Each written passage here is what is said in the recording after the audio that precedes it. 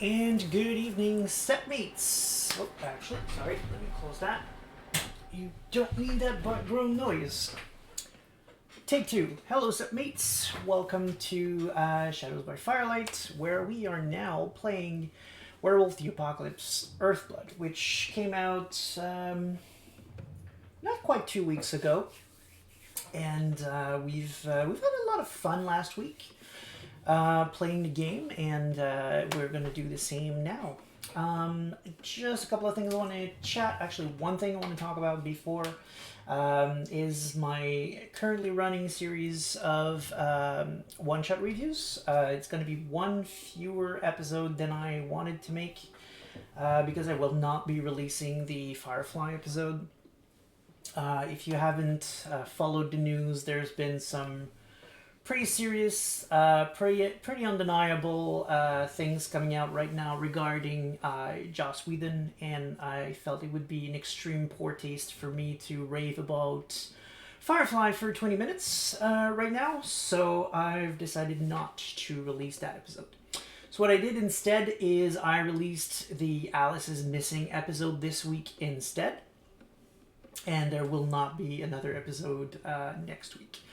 So what I'm going to do then instead is I'm going to start working on another series of video which I will call Worm Lore, which is going to be the one where I'm going to be talking about how to deal with sense worm and that kind of thing. And just so it makes more sense and it's easier to use, I'm going to be covering things like the urge worms, exactly what they are, who are the male Jinn Incarna, who are speaking on behalf of all of these urge worms, so that if you don't know any of that, if you don't have Chronicle of the Black Labyrinth or anything like that, then just watching the video as a storyteller, you should have everything you need to cover everything worm related.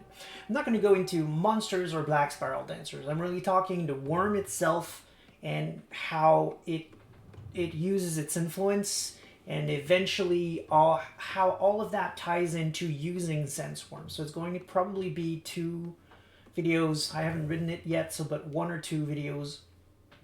First one to set up, explain the worms, the urges, all of that, and the second one, how to use that in play.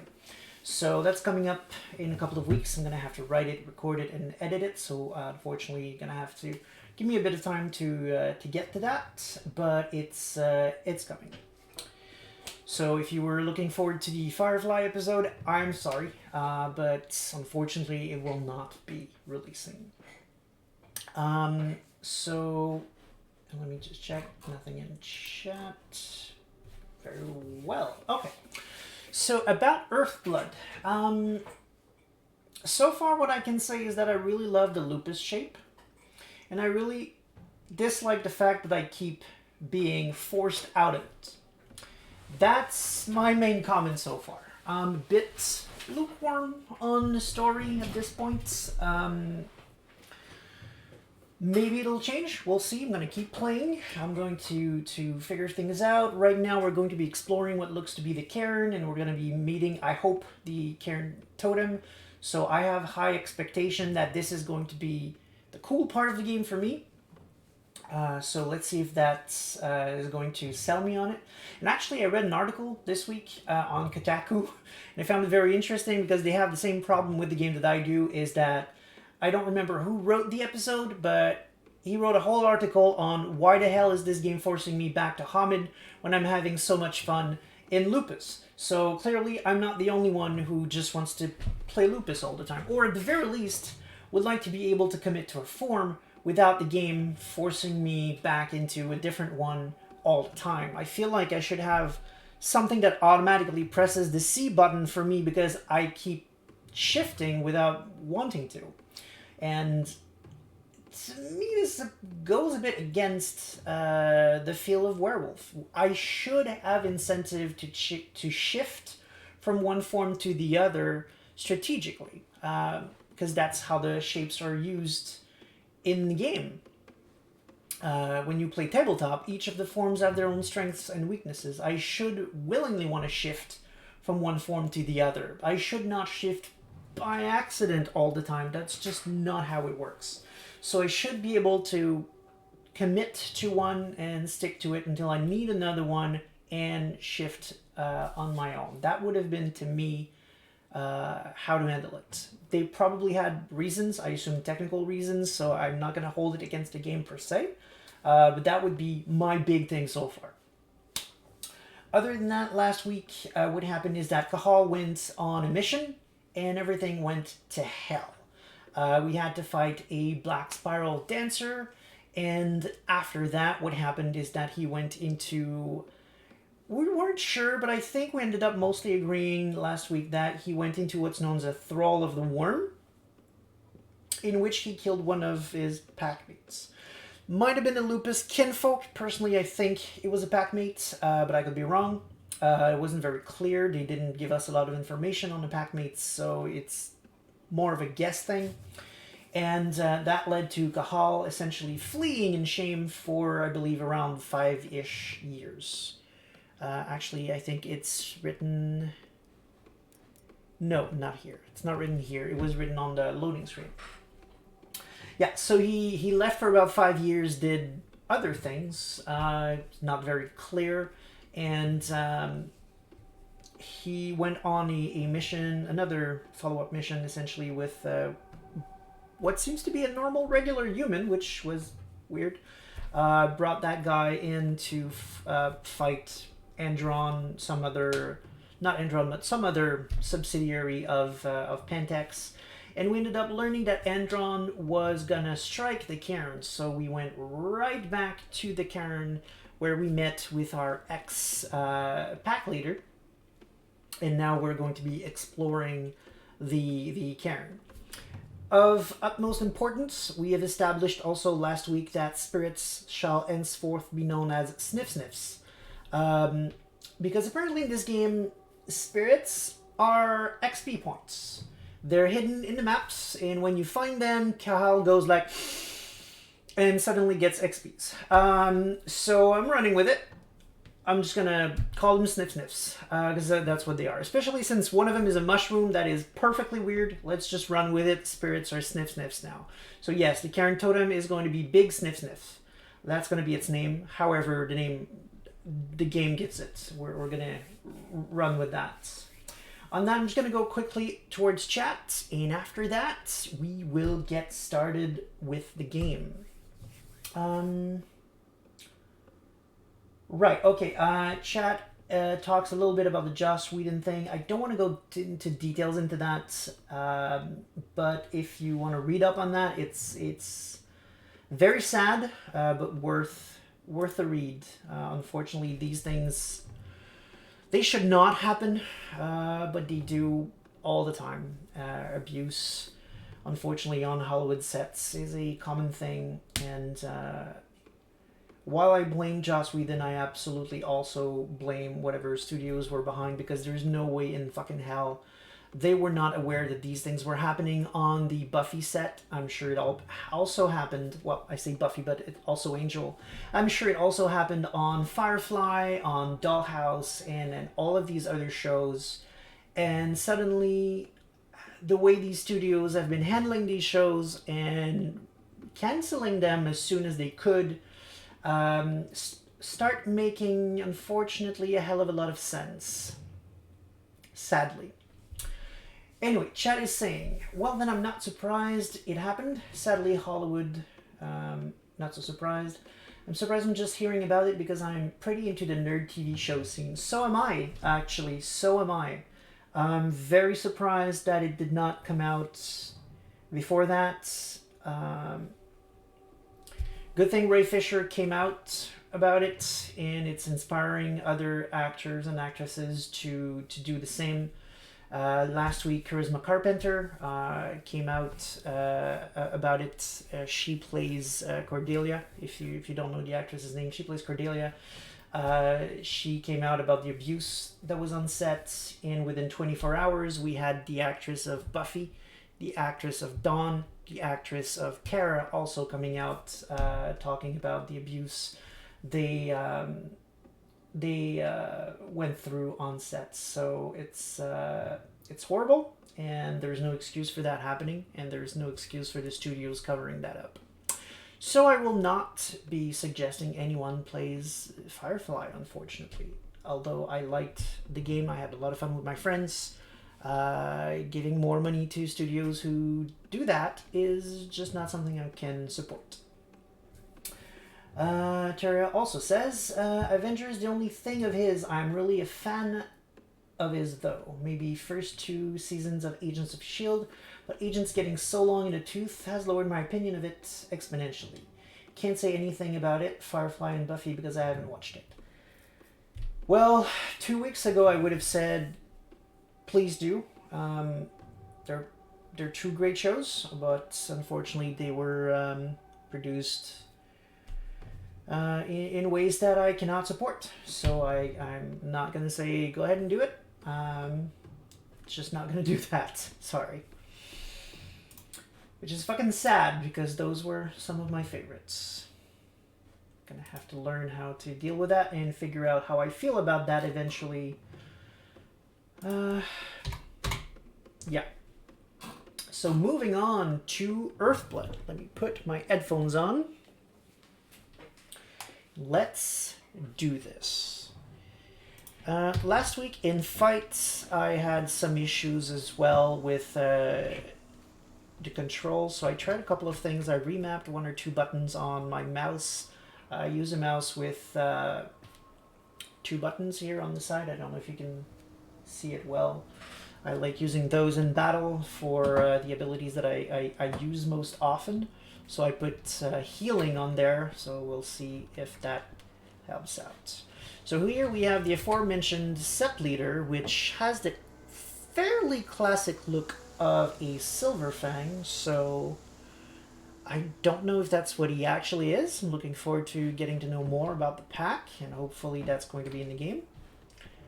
Okay, that looks like explosives. That's totally natural. You know, completely the kind of thing I'd expect to see in a Caern. My son. They killed my son. He's lost a lot. Oh, right, that's true. Has anyone told his wife yet? She's gone. She bled out just before they shot him. That's right. That is the pouch Terraria has been referring to as the game started last week. Still don't know what to think about that. I will give the game the benefit of the doubt until W5 comes out. But what the game did, what Earthblood did, is that apparently the Glasswalker in the pack has some kind of an alliance with completely regular humans. So the people we saw fighting last week, protecting the Caern, were not kinfolk. They were regular humans who, for some reason, were immune to delirium. By default, there's a lot of issues I have with that, but I'm not going to delve into them once again because maybe it's okay in W5. We don't know. Odds are it's potentially not going to be in W5 because once again they kind of rebooted development and we don't know what carried along, what didn't, what got approved for this game before things switched around. So I'm going to give this game a whole lot of leeway on that kind of thing because there's just no way to know the state of things. However, in terms of deep dives, in terms of me giving you lore, which is the reason why I do this stream, that is literally against one of the laws of the Litany, which is protect the veil. The veil shall not be lifted, sorry. So what that says is that you should never really reveal your nature as a werewolf to regular humans because of the Inquisition, the First Inquisition several centuries ago that hurt pretty much all of the supernatural communities very, very hard. So most of them since then have had some kind of rule about not revealing their natures to humans. Vampires have them, the werewolves have them, everyone has them. It's a little different for Wraith. They have the Dictum Mortum. That's a different thing. The rule exists, but for other reasons, not because of the Inquisition. And in the context of 5th edition, at least as far as Vampire is concerned, there is now, right now, happening at this moment, the 2nd Inquisition. So that would be the worst time ever to do what this Glasswalker is doing. So, again, maybe we'll learn that it's actually okay in W5, we don't know. But as far as 4th edition and below is concerned, that would have never happened. That's a terrible thing. The other problem with that is that humans cannot bear witness to werewolves in Krynos form. They just go crackpot on sight because of an event known as the Impergium, where werewolves hunted down and herded humans for generations and generations, and it scarred our psyches so much that we instinctually remember the terror of those days whenever we see a werewolf in Krynos form. Which means those humans could not have just stood there and been okay with all of these Krynos going around and fighting. There are ways to go around that. Magical-ish ways. You can probably do some kind of deal with spirits or a fetish or something like that, but I very much doubt this is what's happening here, especially since all of the Pentex guards also don't give a damn about the Krynos thing. The marketing of the game, a little bit before it came out, they mentioned that Pentex took steps to try and equip all of their guards with special goggles to help them through that, which doesn't really work much, I guess, unless they're fetish goggles with veins inside. Maybe that could work. That could explain the guards, but it doesn't explain all the mortals fighting on the Gaian side. So there's a lot I don't get here. I'm just saying it, however, once again, just to share the knowledge. We're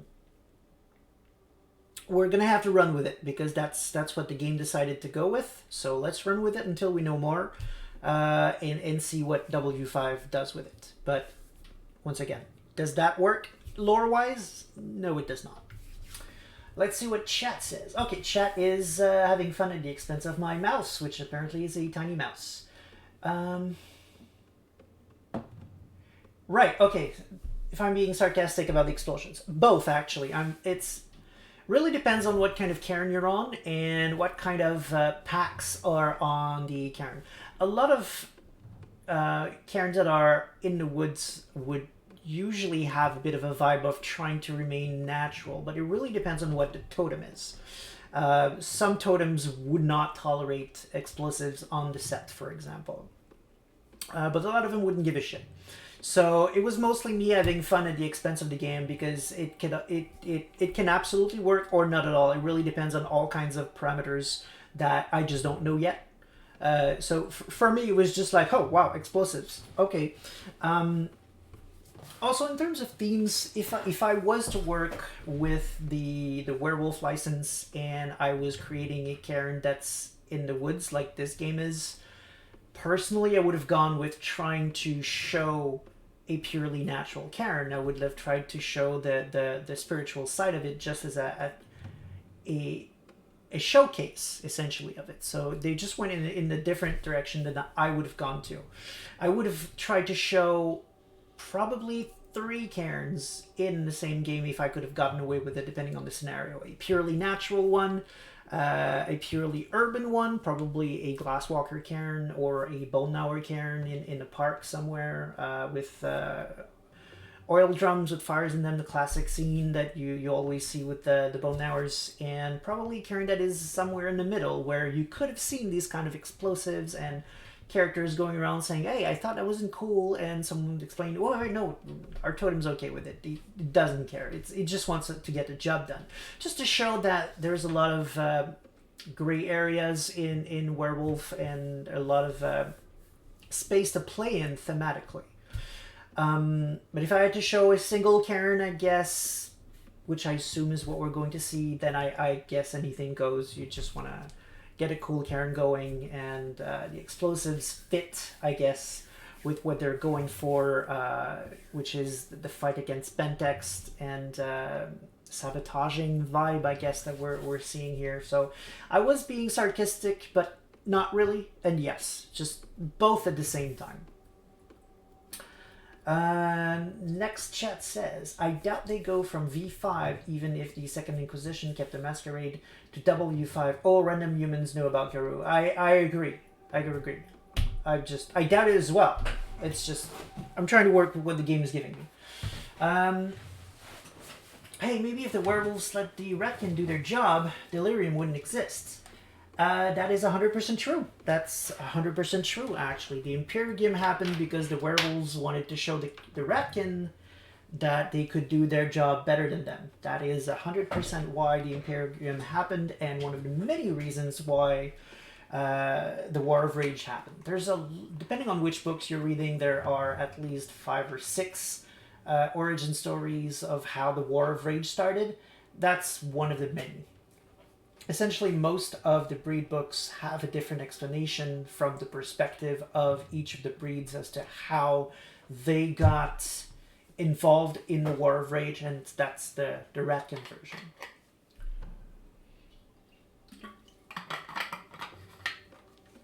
Okay, back to the game. So this guy lost his wife.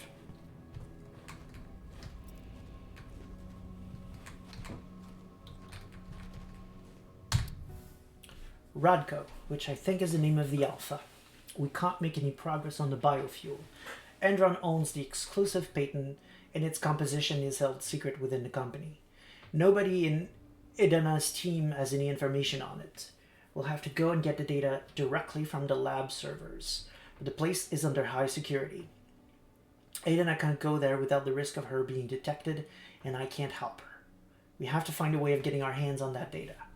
We'll return to the Caern soon to talk to you about it. Ava.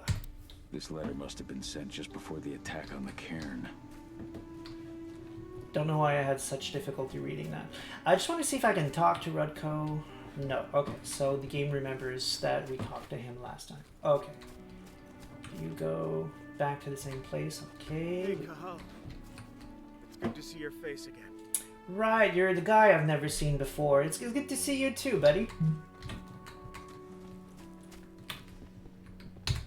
Okay, those are arrows, but we're full.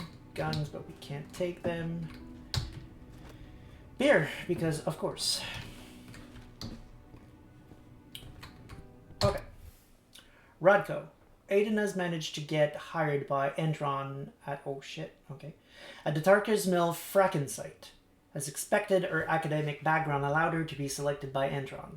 It should allow us to learn more about their biofuel project, but working with those assholes isn't easy for her.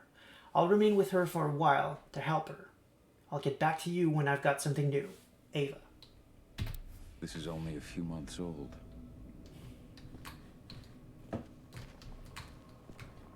Okay. And what's so interesting about this wall, people? That's it's a tarp. Very, very... Oh, okay, there's a dead guy. Okay, sorry.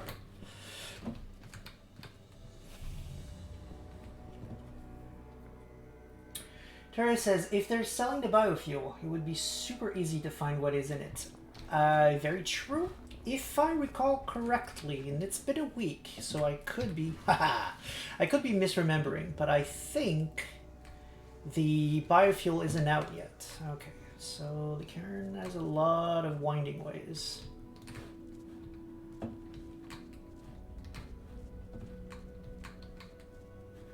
Sniff sniffs?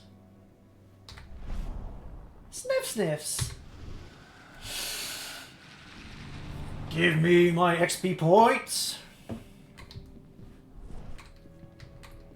More text. Radko came to talk to me. Okay, 80s diary. That's my daughter, for those who don't remember. He's come round to seeing things my way. He spoke a lot about Mom, and Dad too, but I left. I never want to hear about him again. Well, that bodes well. I've gone back to school. I'm going to study biology and chemistry. Everything that makes up Gaia originates from there. Ava is very happy. That was 2 years ago now. And yet, it's just lying right there. 80s Diary, August 7. How convenient that my daughter just leaves random pages of her diary all over to Caern for me to just conveniently stumble upon and learn the backstory of what happened in the past 3 years. I had an argument with Rugko. He didn't want to understand, but I'll never train with him again. It's over. Now Ava is teaching me. She shares all her computing knowledge with me. She teaches me lessons from Mom about infiltration techniques and her philosophy about the place that humans also have in our fight. Ava would like me to go back to school. That's what I think I'll do. So that was before the other one, looks like. Your mother would have been so proud. Oh, wow, okay. That's just... This may have been her room, I guess, if I had to assume things.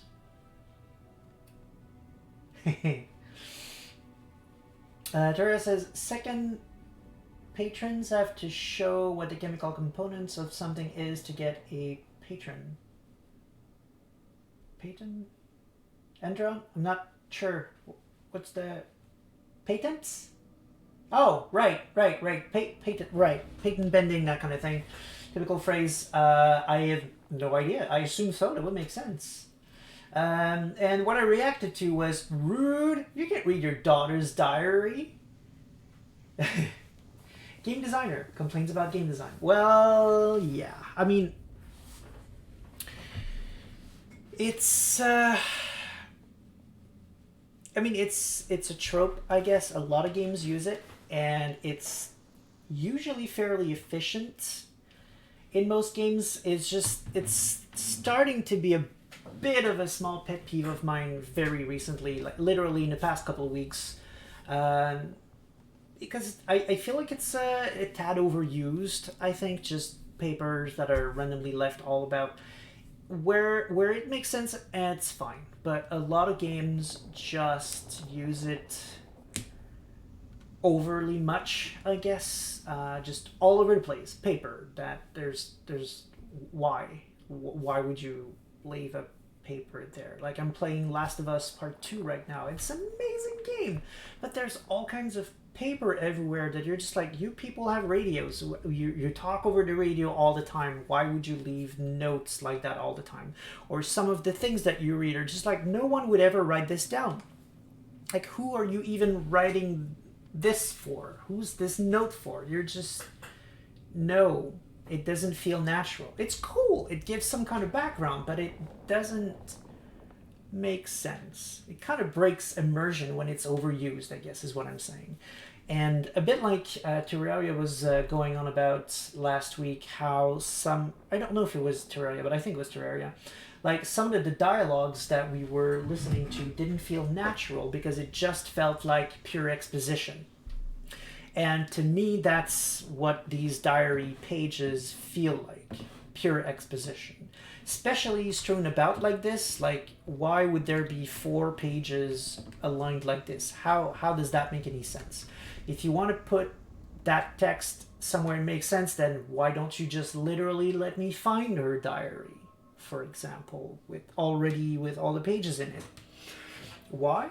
Because from a game design perspective, you don't want to do that either, because then you're stuck reading 20 or 30 pages on a book, so it's a bad design. People want to slash things to bits. It's a werewolf game. They don't want to stand here and read for 30 minutes. So, meh. Yes, Terraria points out that Control does it too, and he is extremely correct. But with videos, yes, they do that too, but there's also a lot of papers on Control as well. Control gets away with it a little bit more because it's a not a federal, but a governmental agency who is literally cataloging the supernatural. So yes, there's going to be files all over the place that you can find that are going to explain the science behind these supernatural events. So it makes sense. That game found a way to make it immersive instead of breaking immersion. And SbF is actually going in front of me saying the problem with the way Control did it is there's just too damn much of it, and SbF is 100% correct. I get why they did it, because I read several articles on Control, and essentially they were really trying to give you as much lore as they could because they're trying to make the world feel lived in. And it kind of worked in the sense that when I was done with Control, I felt like this was a really wide-spanning universe with many, many stories left to tell. So they succeeded in their goals, but it was just too much. To be honest, by the end, while I was still eager to read them because I wanted to know the lore, I was also kind of bored reading all of that text. There was so much of it. At one point near the end, I was just kind of like, yes, I want to know this, but I also kind of just want to, live your story instead of read it. So I think the right solution is somewhere in the middle of all of that. And actually, in a week or two, I don't know if I'll do it next week or the one after that, but really, really soon I'm going to start playing Subnautica on Saturdays. And that's something Subnautica does pretty well. Telling a story through notes that are left, message that are left in ways that feel mostly organic, or that at the very least are spread apart enough that it's not like Control, that it's overwhelming. We'll show it in a minute. They do some pretty cool thing with radios, especially, that I'm looking forward to talk about from a design perspective. But yes, back to this point, this is completely breaking my immersion. 80s Diary, July 29th. The training that Rudko is putting me through is too hard. It's torture. Up at dawn, and then an hour's run with a bag of sand on my back. Then strength exercises for 2 hours, followed by another 3 hours of combat training. And, at the slightest mistake, Rudko makes me start to exercise again, and again. It's too hard. I don't want to do it anymore. The aim of this training is to create warriors, but there are other ways to be part of the fight for Gaia. As Ava says, what counts today is information. That's nice, actually, though. Same thing. That's really a nice way of seeing it.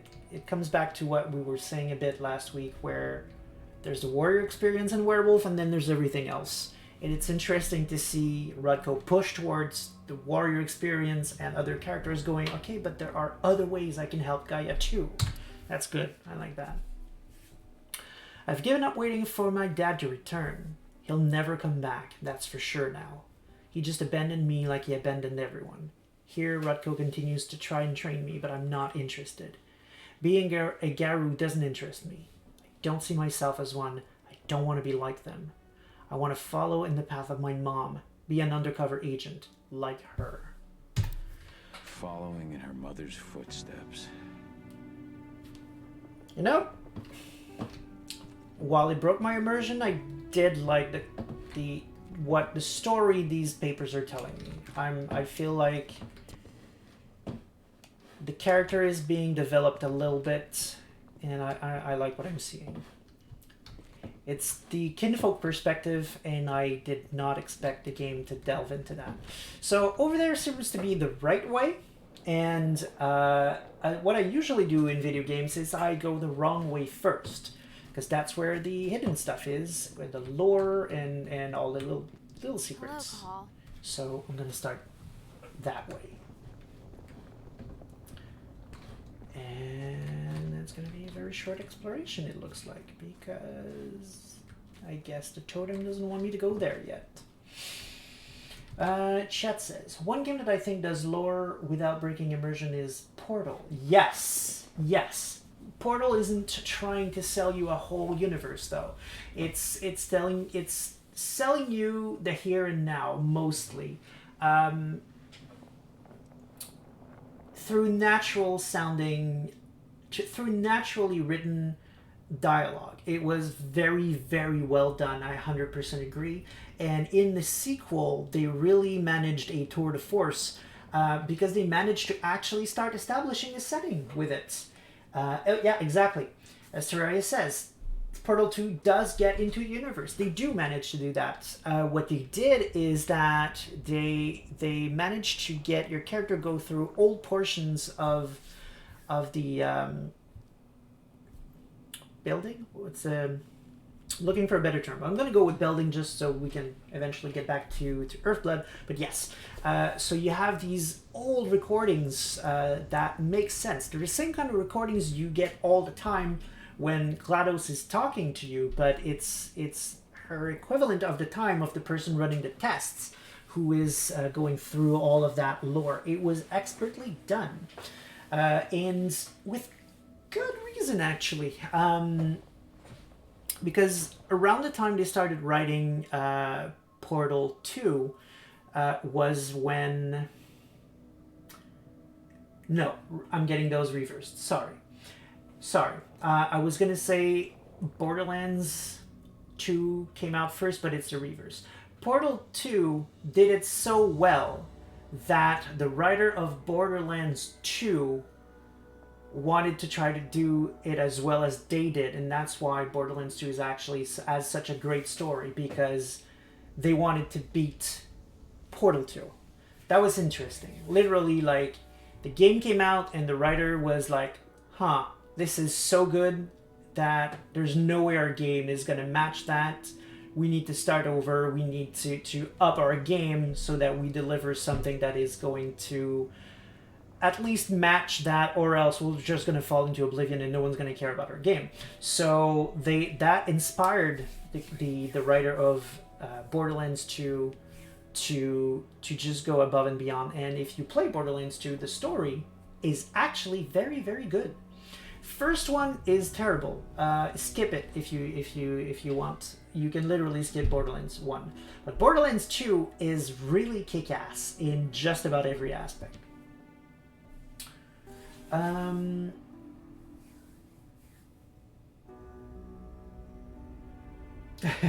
Okay, well, Terraria disagrees that the story is good in Borderlands. I mean, everyone, their tastes. At the very least, I think we can agree that he made a serious effort to deliver something that was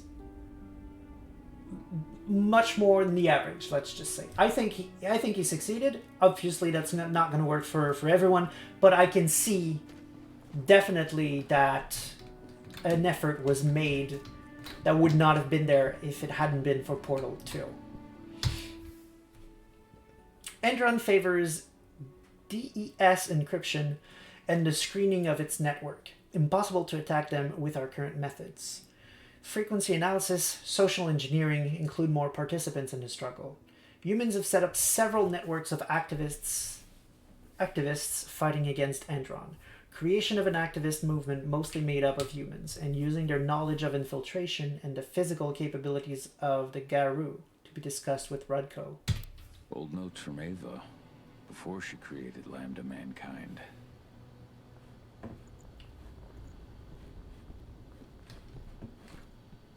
I don't know who you are.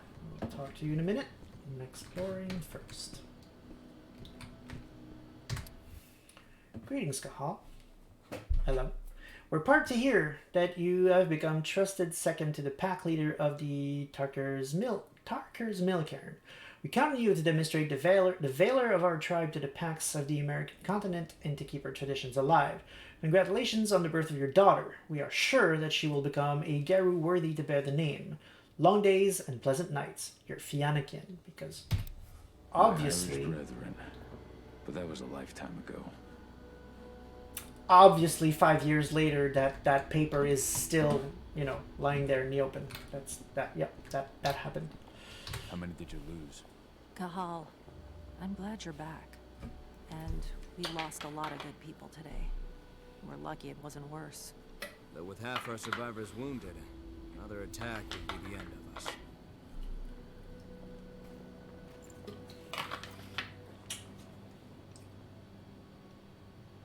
Yeah. Yeah. Terraria says they obviously call themselves by Fiannakin, and obviously whenever every single Fianna in the world goes to America, never mind the fact that they are well established in America and there are several Fianna in America, they send them a personalized letter saying, it's cool that you are now in America and can show our traditions to Americans because nobody else is going to do it. There's no one else. That was weird. But once again, maybe in W5, maybe the tribes will be less far spread apart. I don't know. I'm giving this game a hard time, just to essentially point out some of the things that, once again, wouldn't have worked based on previous lore. But please always bear in mind that maybe it works in W5. We don't know how much things are going to change. The Cairn is in a bad way.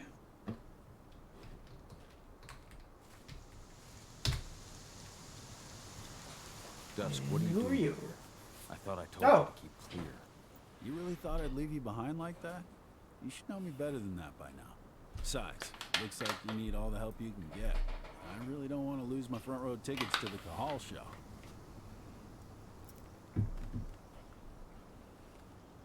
Thanks, Dusk. Okay, yeah, no. Thanks sounds real weird coming out of you. Put that shit away. Well, if you really want to help. I'll go look after the injured. I rang the weather stormers and asked them to lend us a hand, too. Don't worry about me. You just do what you gotta do. I think he's kinfolk. If I had to guess, I would say he's kinfolk. Pretty much, the weather stormers sounds like the name of a pack. So clearly it's not just Cahl talking to him.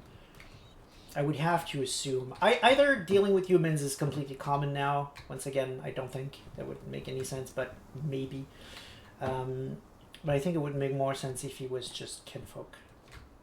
Helping whatever Garou he comes across. Let's sniff a spirit. Love the smell of burnt XP in the morning.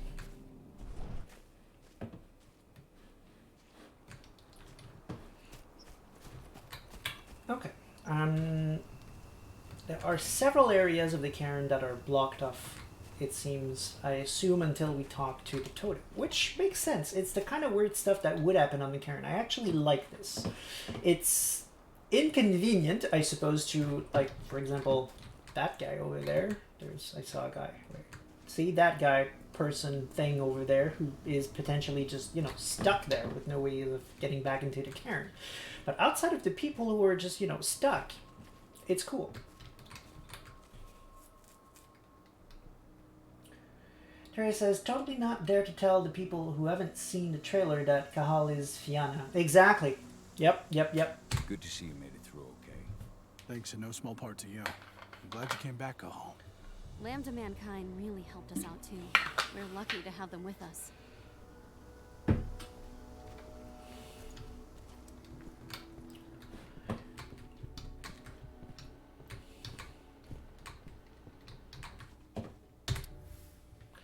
Ludmilla, I got your letter.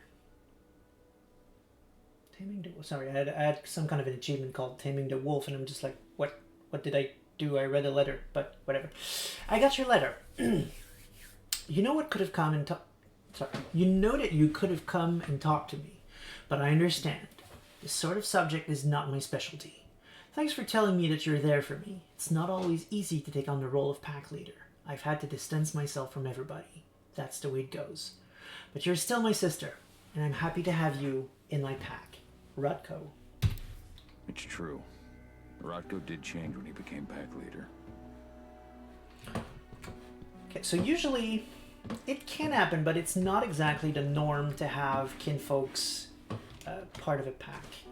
And I hope that what we're seeing here is indicative of a shift in W5, because that would be nice to have kinfolk have a more active role in septs and pack is something I want to see. Terra says, I guess it's better than have an NPC tell him, oh, you like that because he's Fianna. Yes, but to be honest, like what they did in the beginning of the game, there was a short video with some voiceover that explained just the basics of what you need to know about the Garou in general to get you going. They could have done, for example, in the 5-year gap, another similar video or some kind of narration where Cahal just explains that I am an Aaron, a warrior of Gaia, a member of the Fianna tribe, and just, I mean, it's semi in character, semi role play, but I mean, you just get through all the exposition you need to do quickly in a cool video, and then you can just start building upon that in an organic way. Rudko, I haven't had much time to see you since Ada was born, and I don't want to feel as though I've abandoned you, so I've taken some time to write to you. A lot has changed these last few months with my marriage to Cahal and the birth of Ada, and I know that your duties as pack leader take up a lot of your time.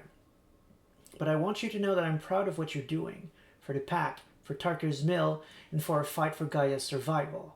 If you ever want to talk about any of that, know that your little sister is always there for you, Ludmilla. Here, you see, that's exactly the kind of letter I was referring to before. That letter would have never existed. I mean, you're living in the same set. You see each other every day. It's not impossible that they would have had this exchanged by letter. It's not impossible. But let's be honest, it would have been a heartfelt conversation they would have had. This could have been a cool flashback scene, a conversation between Cahal and Rudko about the sister, you know, and Rudko just going, well, you know, she came to me once and said X thing, and then you have a cool scene with a heartfelt moment, something that pulls at the heartstring, like the kind of scene you could have from The Last of Us. Like, I was playing, was it yesterday? Yeah, it was yesterday. Like, they have these heartfelt scenes all the time. Whenever Ellie finds a guitar, for example, she usually starts to play it and sing it, and it pulls at your heartstring just as she's pulling on the strings of the guitar. And as she's singing, there are characters around that are reacting, and it's organic storytelling. They don't even need to talk to get the information through sometimes. Just an expression, a reaction to one line of the lyrics in the song, that kind of thing. That gets a lot more information through, but more importantly, it gets a lot more emotion through than a relatively dry letter. Actually, two relatively dry letters that are somehow left next to each other so that you understand that those two letters are related, but one of them is to Rudko, which, fine, I guess would make sense. He'd have that in whatever seems to be his own tent. But the other letter is his response to Ludmilla, so why is that letter not, you know, in Ludmilla's room? It breaks immersion once again. It feels like forced exposition instead of something that could have been a deep scene. So chat says, okay, why are pack members sending letters? Exactly. They wouldn't. Also, but that would require more animation budget. Yes. I have no counter argument to that. You're correct. That does cost more. A few days old when Ludmilla wrote this letter. It's probably why they chose to go with this, to be honest, and I understand it. So I guess I'll clarify. It looks like I'm giving this game a lot of shit, but once again, the things that are coming out of these letters are usually cool things that I like knowing, like the kinfolk perspective, for example, and things like that. So I'm not really giving the game as much shit as it looks like. I'm just arguing from a game design perspective that you usually would take a different approach when you can, obviously, which maybe they couldn't. Because as we know, this is not a AAA game, and they did not have a big budget. Those bastards. Kitamona. How could they? Silver. That's what killed her. They had 3 snipers trained on her. She never had a chance. So maybe they wanted to do the cool, sweet cutscenes, but they just didn't have the budget for it, so instead they decided, well, at least we have the information, we have the knowledge, let's at least put it on a letter somewhere. I get it. If you come up with a cool story plot, you don't want to not use it just because you don't have the time or the budget for it. It makes a whole lot of sense, and that's a glyph right there. And it shines, so that's another sniff sniff.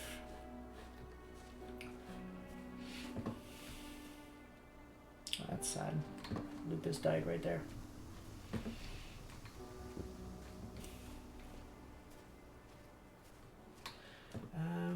Tyria says, okay, I guess if, say, Ludmilla was in the hospital at the time and her brother had a change of heart and wanted to send it while Ludmilla was in the hospital and not wait. It's possible. It's just that we can't know it, so it's not our job as a player to find excuses and find explanations for these kind of things. If it's weird, immersion wise, it's going to be weird. Just there's no way around it, unless the context is so damn clear that it suddenly makes sense. He was a spirit healer, a caretaker of children. Endrin doesn't show anyone mercy, and we won't either. And if you do it just a couple of times, that's fine. But there's already been like 3 instances of weird immersion letters so far, and we've been playing for half an hour because we keep complaining, I guess.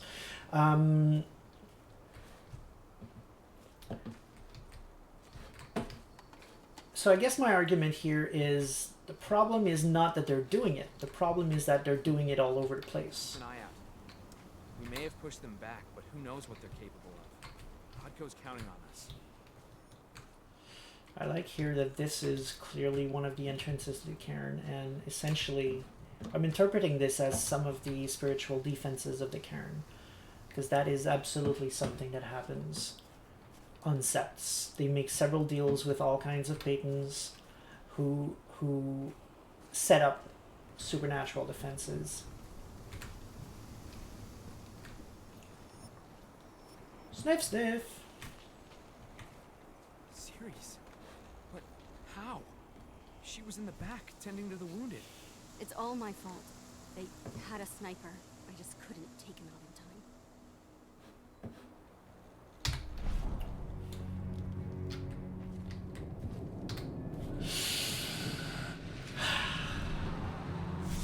There we go.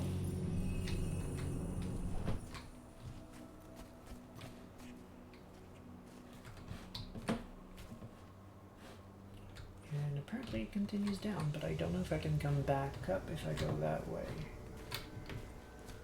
Oh, yes.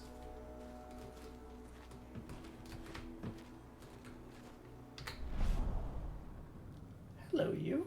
You're pretty darn cool. Who are you? The worm's influence grows even stronger. Well, thanks. So what happened here is that I somehow sensed that there was a spirit there. I knew it was there, and I shifted. That is the exact definition of a Theurge gift called Pulse of the Invisible. So, well, not the exact definition.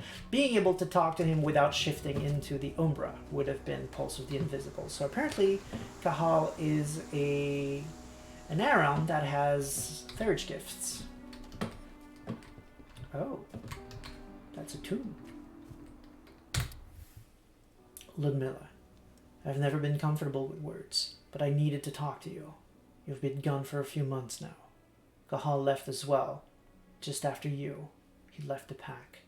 I told him to stay, that his place was here. He didn't listen. He left Ada in my care. He thought he was dangerous for her. I'm trying to train your daughter to become the best Garou possible. I don't want to relive what happened the day when that damned Black Spiral Dancer took you away from us. It's my fault. You should never have gone on that mission. I'll never forgive myself. Rodko must have written this when he lost his sister.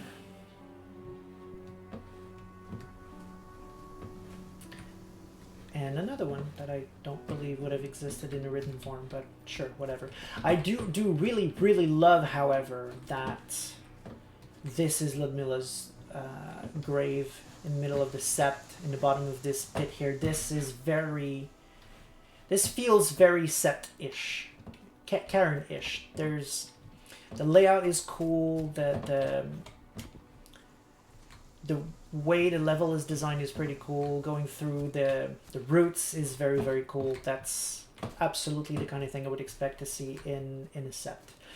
The real issue with that is that in a sept there is an area known as the Grave of Hallowed Heroes, where they bury their people. Usually it's reserved for Garus though, so maybe the Grave of Hallowed Heroes exists, and Ludmilla, because she was kin, got buried there instead. But it looks like a spot really high on her, so I'm not sure what to think about it.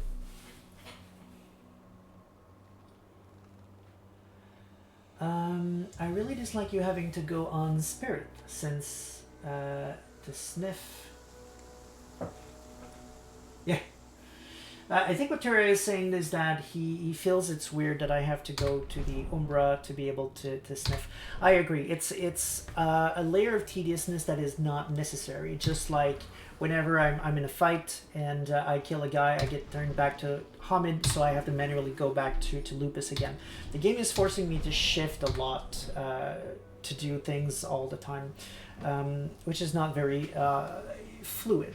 It makes a certain amount of sense in this to interact with the spirit world that you'd have to be in the spirit world, but then again, this is not shifting. This is not crossing over. This is peeking sideways. This is just me looking at the Umbra from a very narrow point of view. I am not crossing into the Umbra, because crossing into the Umbra is extremely difficult and extremely dangerous. So if they're going with, oh, I'm just stepping sideways just like that all the time, I'm going to have a problem with this. Sorry. So it's weird that I can just interact with spirits without having to actually cross. That's not a thing that would have happened by the books at the very least. So this is where we need to go. I'm going to try to not get too close to it because I want to see what's here first. Once again, going to all the wrong places first, so I can read all the awkward text and get all the lore. There are dead bodies everywhere, and no one is picking them up. Like, we're just going to leave them there. Try to point across that, hey, this was a terrible battle that just happened. Because Ludmilla is the only one that, in the sept, that died. Yeah, no. I mean, yeah, but no. I mean, I would assume that there's more than one pack in the entire Caern. Otherwise, that's really sad. This Caern is indeed trouble. Also, I would assume a lot of werewolves died in the past. So I think you're, just to be sure, I think you're being sarcastic with this one. In which case, yeah, I agree. If they want to do you have to have it on to see them, that you hit the button, then that one button pressed turns on and lets you sniff, then turn off. Right, just do one, yeah. Put it, right. Instead of clicking R, moving next to the right point where it's going to allow me to trigger, then press E to actually do the thing, why couldn't I just have an interactive spot, move next to it, and just press E and do the whole thing in a single fluid motion? Yes, that would have been a much better design. But she was pregnant. They knew it too. The fuckers laughed about it as they did it. What about Xander, her husband? He saw it happen, and they shot him right after. Garu Chronicles, Silverfangs. Okay. Mostly from Russia, the Silverfangs accord significant importance to the purity of their bloodline, as well as to their ancestors and traditions. Natural leaders, the Silverfangs have, for many years, taken the role of chief in Western packs. And he's... Oh, right. Okay, they mean East as Asia, not Europe and in America. Because yes, in Europe and America, they have been absolutely the leaders. However, since their bloodline is weakened, the Silverfangs have withdrawn into themselves. Rare are those who now cross the Ural Mountains to lead the fight for Gaia in the west. Despite the slow demise of their tribe, the Silverfangs have kept their intrepid and heroic temperament, the final testimony to their golden age. Very interesting. If that's a W5 thing, maybe we're going to get what we wanted. At last, Silverfangs that are actually in their downfall and potentially get to shine as they are supposed to. It's just a bit weird, though, that they're kind of implying that the Silverfangs, once again, are not worldwide spread, because they really are. I don't remember how many there are, but there are 6 or 7 houses, each of which are established in specific parts of the world.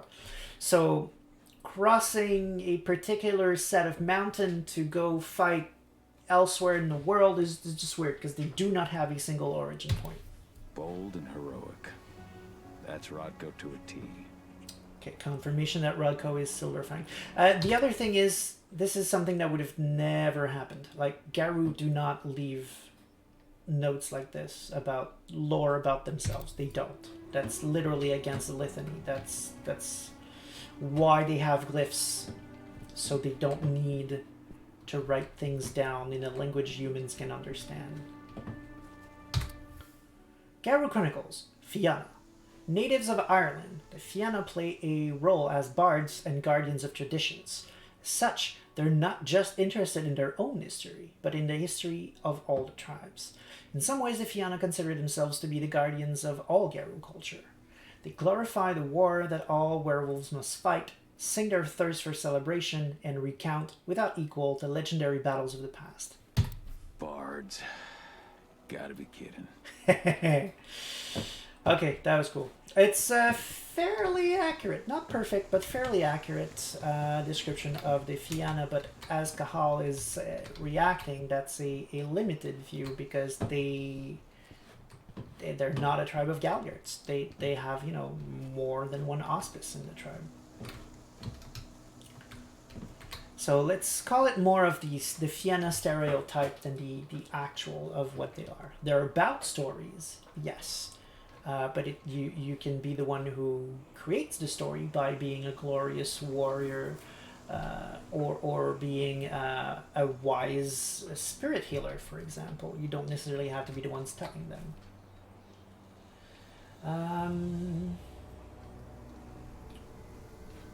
Tara says, make sure to check the cabin first. Was that what you meant? Going up there? Did I miss something? Go up the stairs. I felt like I did, but if I missed something, please let me know. So thoughts on the Silverfang letting Fianna have his sister as... Oh, shit. That's a good point. Yeah. I mean, okay. Just because someone is a member of a tribe doesn't mean they have to be the complete stereotype of it. So, I mean, I'm okay with it happening. It can be an exception. But theoretically, it's correct to say that Silverfangs are all about, as they said, purity of the blood. So they want to keep the Silverfang blood as close as family as possible. And yes, that does imply that a lot of Silverfangs are married to their cousins and stuff like that to keep the blood strong. Inbreeding is a thing with the Silverfangs. So, I mean, it does happen on occasion that they marry out of tribe and have kids out of tribe. It does happen. Usually what this is gonna do is that your pure breed is gonna be lower, and eventually one of your kids is gonna shift, and the tribal patron is gonna go, nope, I don't want you in my tribe because your blood is not pure enough. It happens. It's a thing. But yes, it's also a big deal.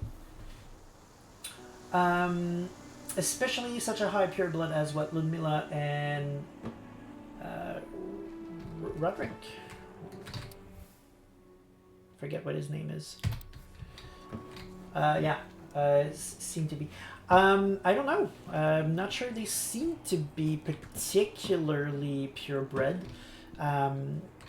Maybe Redco, yeah. Maybe I missed something, a bit of information that implied they were particularly purebred. I don't know. He visually looks like the classic Silverfang. That's true. They have not. Okay, that's what you mean. The hair color. I would say they kind of have to, because if you don't have at least 3 in pure blood, you cannot be. If you don't have at least 3 in pure breed, you just can't be part of the Silverfang tribe.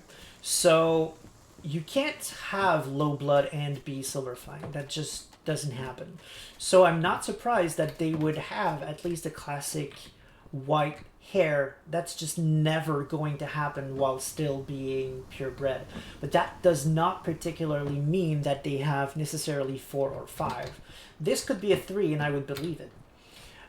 I mean, at a certain point, the 4s and the 5s mostly are visible in their pelts. You'd have to shapeshift to see just how much they are purebred. Things like 5, you really can almost only see it literally in Krynos and in the Umbra, where it's like the light of the moon always finds a way to reflect on their pelt and is almost blinding you. It's purebred 5 is supernatural in the way that it's apparent. Terry says, I personally think it's a good thing. I just wanted to hear your thoughts. Well, those are my thoughts. I mean, they could be high blood. I don't know. I haven't seen enough evidence to guess that they're really high blood. They could be 3. They could be 4, 5. It's until I see him in Krynos, I'm not going to know. And apparently, the last time someone went in a thrall of the worm in his face, he didn't want to shift. So I've no idea what he looks like in Krynos. We'll see when he does, if he does. But yeah, is it weird that he lets his sister do it? Yes. It's weird. I would assume... Oh, that's where the totem is. Okay, I'm gonna look here first, quickly. Oh, yay, another spirit. Their spirits are cool. The forest shrinks a little more each day. Well, thank you, spirit guy. It is a bit weird. At least I feel like they should mention it. At the very least, they should mention it, that it's a big deal or something like that. It's weird that it's a non-issue. I'll definitely give you that.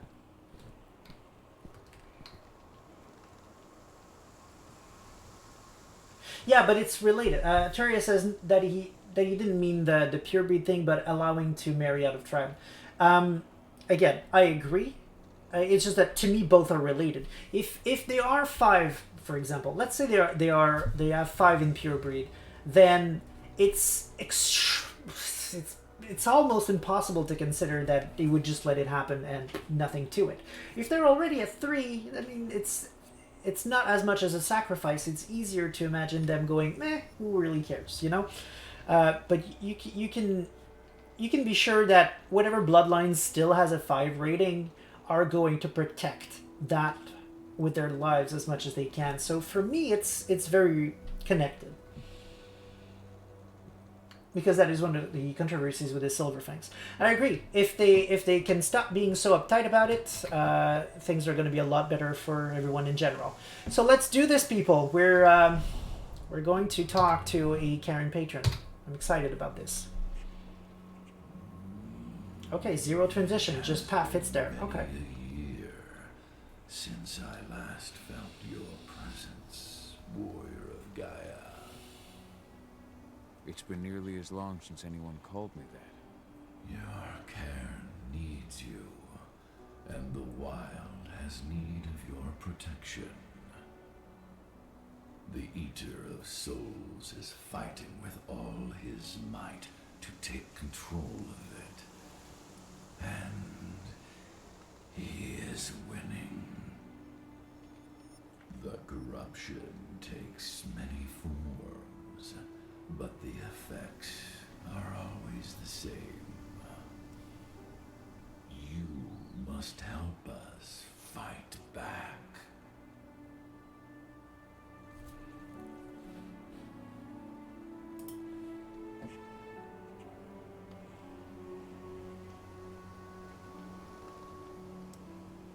Right, Tyria continues saying, I'm saying if this is a sign for V5. It could be. I hope it is. It would definitely be going a step in the right direction in terms of what I would like to see for the Silver Fang. Tarker's mill looks nothing like it did when I left. Yet you still protected the forest with everything you had. Your strength, your aura. What happened to them? As Gaia weakens, so too do I. The Englings, the Jaglings, the Gafflings, they all suffer in kind. The Eater of Souls tries to corrupt them. But they're minor spirits. They are every bit as important as you or I. But in my weakness, I must look on, powerless to act as they disappear. Which is why we need your help.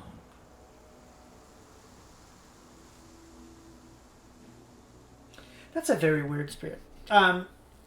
We were saying last time that forests are not necessarily wild aspected, and that things like, you know, trees, plants, animals, that kind of thing are actually Gaian expected, not wild aspected.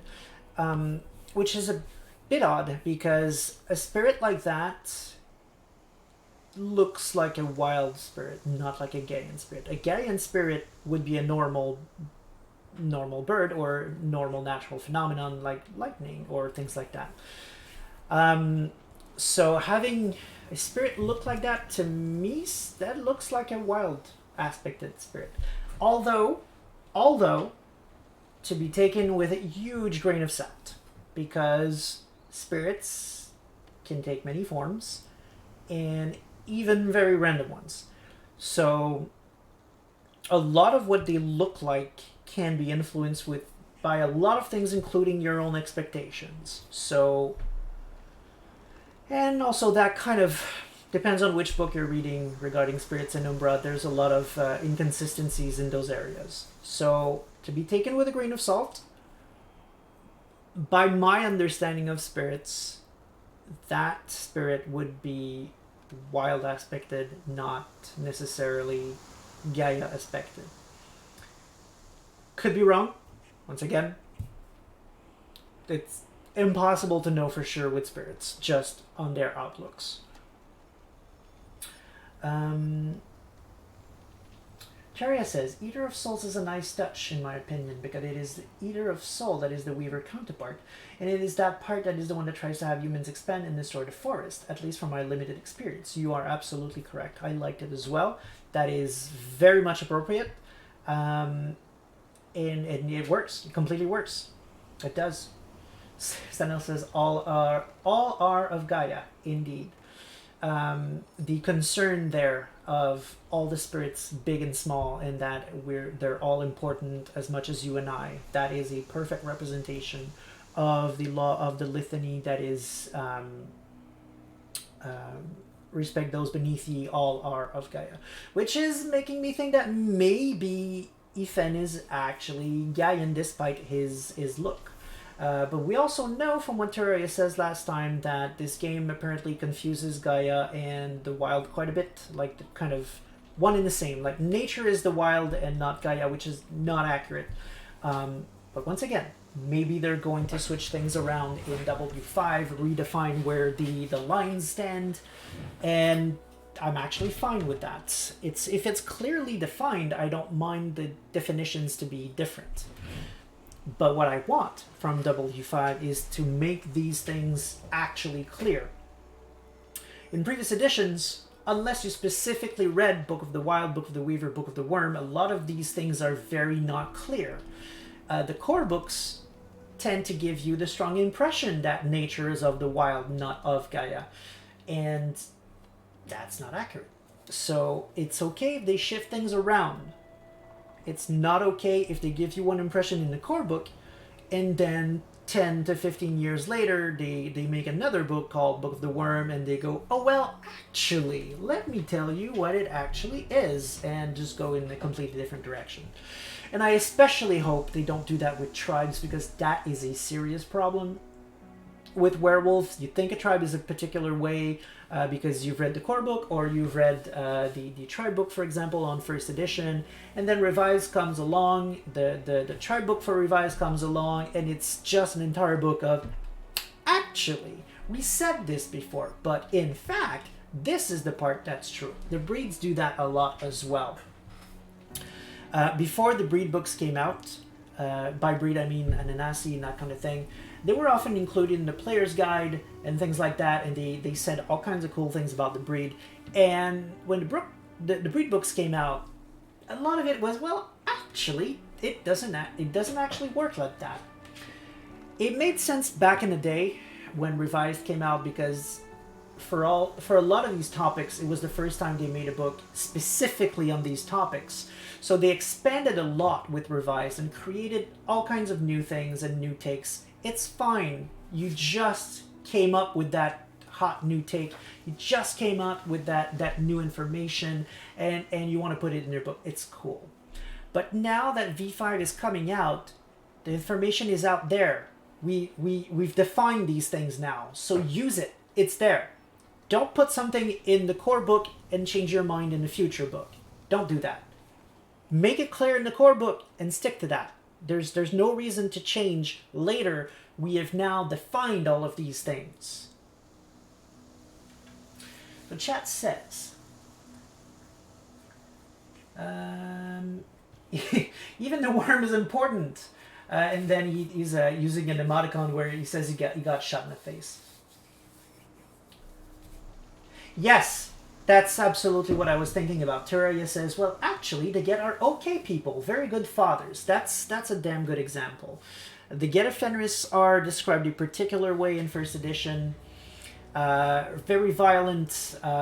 They killed each other all the time at a moot. Like, a moot wasn't even considered a good moot if people didn't die. So that's like at least one Get a month that dies. So that's like 12 Get dead per year per set. When you consider that most tribes, if they're lucky, have about 100 members, the Get of Fenris have eradicated themselves in a single year.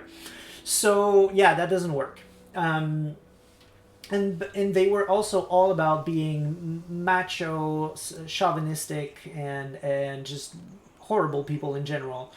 And then the Revised book came out, and it was like, well, you know, actually, we're all about self-sacrifice. We're all about doing the right thing, whatever the cost. And we're all about strength, yes, but we understand that strength comes in many ways and that everyone can be strong, even the elderly, because they have a wisdom that others don't. Even women, because X and Y, Z. We don't care if a person is a woman or a Garu-born. If they can hold their own, then they are strong and they are welcome in the tribe, which is 100% the exact opposite of everything that's ever been said about the Get of Fenris before that. So that's exactly what I mean. I don't mind that the Get are good people. I don't mind that they accept women. I love, they should accept women. There's no excuse for not accepting women. And accepting the Garabuni and all of that. I love that version of the Get of Fenris, but it should be in the core book. It should be either what they've always been. Well, no, it's okay to retcon. It's fine that they got changed along the way. My point is they're at a certain point now where this is what they are now. We figured out that what came before it was problematic in certain ways, so let's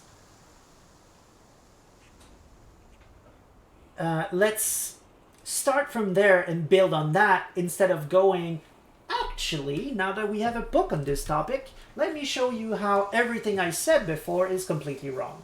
No. It's been defined. Start from there in W5. Start from there. Don't put something in the core and then do a tribe book that says completely something else. Don't do that. And Terrell points out, you even having to say they accept women is a problem. That's very true. That is very true. Although, for Get of Fenris, there's a history there. I get why they have to. There's a lot of bad blood between them and the Black Fury.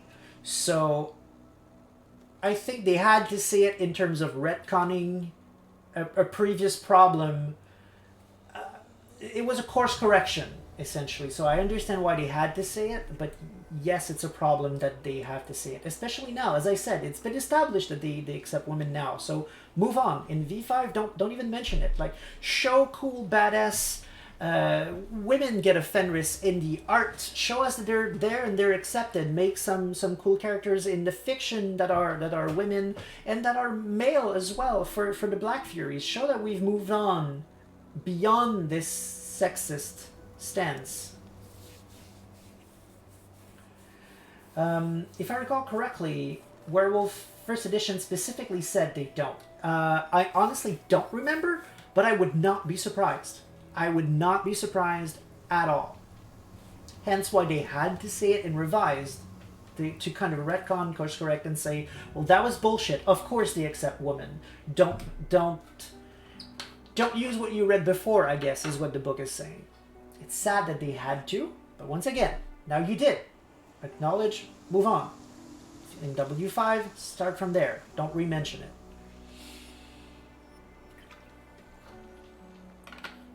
It shouldn't be actually we accept women. It should be, of course we accept women. That was never in question. You must help me to combat the worm, to protect the wild.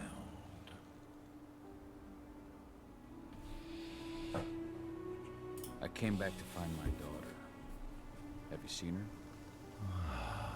Madonna, a dear friend, and always respectful of nature.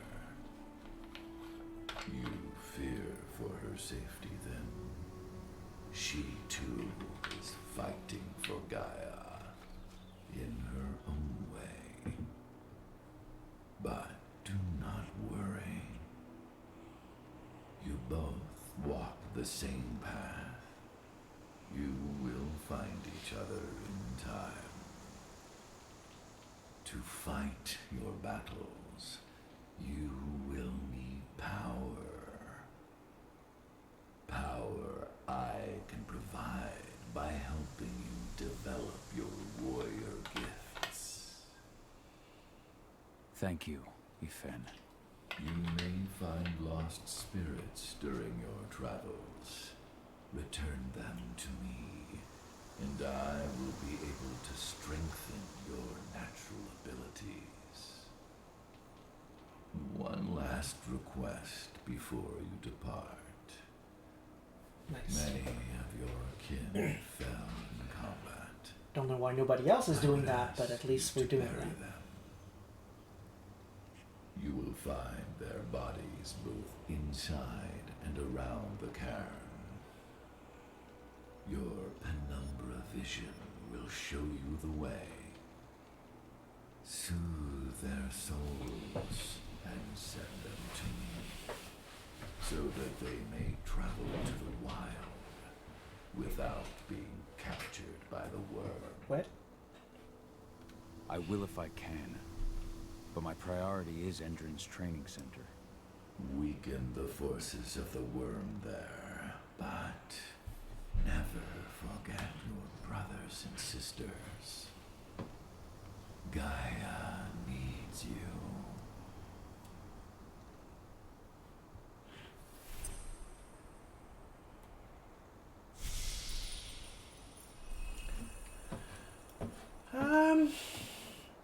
Okay, that was a thing. I hope Rodko's changed his mind. Okay, how do I bury the dead? Really not sure what they were going for here with the people going back to the wild. I guess going back to nature. Once again, wild does not equal nature. But I can see how their bodies decomposing could be essentially a way, a way of seeing it as the cycle. Once again, the worm destroys so that life can begin anew, so worm leads to wild and so on. So I guess I can see that being a thing, and also how... Okay.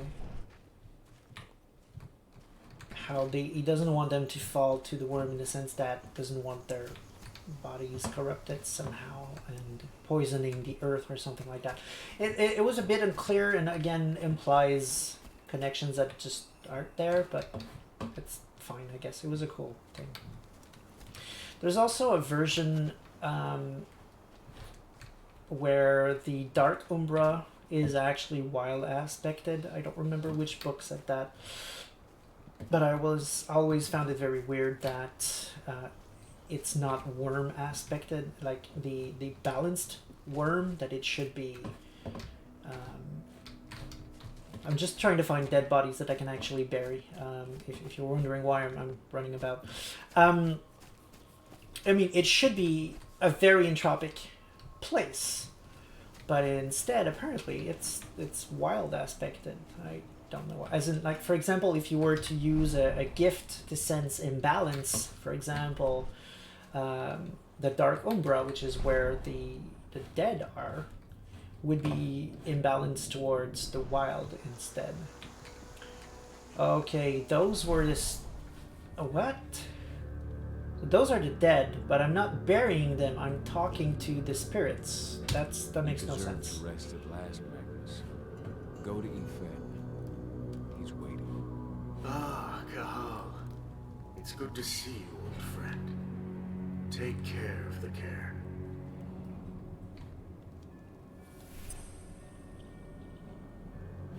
Why was there... Okay, first of all, I did not bury him. I just spoke to a weird spirit that apparently was somehow that person's ghost. You don't see ghosts in the Umbra. Okay, there are at least three kinds of Umbra. You've got the High Umbra, where mages spend all of their time, which is the Umbra of ideas. You've got the Primal Umbra, which is where werewolves go, which is where, you know, you have these conceptual spirits of nature, I guess. It's not completely true, but it's one of the widely accepted definitions. And then you've got the Dark Umbra, which is where ghosts or echoes are, because it's never been, you know, truly been said that this is actually where people go when they die, instead of maybe just being echoes of these people, because there's clearly another step beyond that when you ascend. But yeah, there's some ambiguity there. But if this is supposed to be a dead person's soul, I should not be able to see it just by peeking into the primal or wild Umbra. That's another name for it. Ceres, Gaia thanks you for your sacrifice. Now go. Ethan is waiting for you. Save the forest, Cahal. Drive out the worm. Or unless this is... Because he said your penumbra vision is going to guide you, so maybe these are just spirits helping me find the souls of these people. But once again... Oh, wait. No, I'm being stupid. Yes, it works. Garu. If these are all Garu... Oh, hello. Hi. Okay, this is pretty cool. Ethan was right there. If these are all Garu, that does make sense, actually, because Garus don't become ghosts. They become ancestor spirits. So if those weird little guys are just showing the way to these spirits, that works. That completely works, actually, and it's very cool.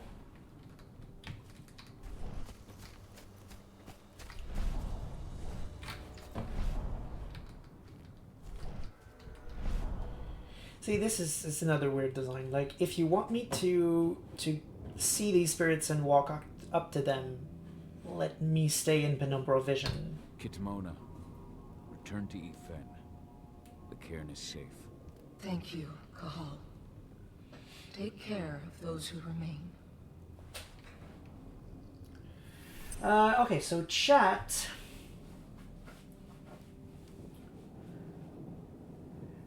continuing on the topic of women in Get Fenris, Terra says they went from that to some of their best named NPCs being female Get. That's completely true. I forget her name. No, I don't. Caern Jalsdottir is the signature character for the Get of Fenris, since revised. At the very least, she may have come before that, but at the very least, since revised. And she's obviously she's a woman, and one that I would not mess with. I would not recommend anyone messing with her. Interestingly, she's also Philodox, not Around.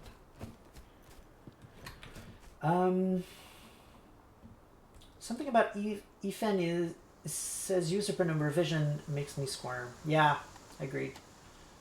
Because number vision's still not a thing, but wow. You can only find 3 right now. Don't go looking for the other 2 before moving on. Okay, thank you very much, Terraria. I will move on, I guess. I need to talk to Rodko. Terraria says, sorry, no spoilers, but I spent 30 minutes looking before moving on. No, I don't consider that spoilers. I consider that you helping me give a good show. It's fine if I stop and talk for an hour about Werewolf lore. That's why we're here. But it is not fine if I just waste time looking around for things that aren't there. So I consider that being you looking out for me, and I very much appreciate it. Also, Fennel says, I don't like this. They could have at least had ancestor spirits, and I agree. Actually, even more than that. This is a wasted opportunity, I think, because there are rites. There are funerary rites in Werewolf the Apocalypse. Gathering the Departed being the most common one. So if we've got all of these dead Geru there, I should not be just going about their spirit and talking to say, hey, dude, hi, and just then, going away back to the wild, whatever that means, because that's just not a thing. Instead, we should be doing at least one gathering for the departed. Let's show the traditions of the werewolves, please. It's a very simple rite, actually, where you gather, everyone gathers around the corpse of the fallen Geru, and each one tells a story about that werewolf. And when everyone is done, we howl. Because howls and werewolf communicate a lot more than just a sound. A howl is an identity. A howl is the way you announce yourself. So collectively, we're howling that person's name, and through the stories we've told and this link we're created to the wild, the spirit is guided to the Umbra, where it can become an ancestor spirit. A Geru can still become an ancestor without the rite, but the rite strongly increases the odds of a Geru becoming an ancestor spirit post-mortem. So they kind of, I guess, represented that, but they made it a quest with find 5 dead bodies and talk to their spirits, which, I don't know, kind of feels like a missed opportunity for, once again, a cool scene that could have shown us Geru culture.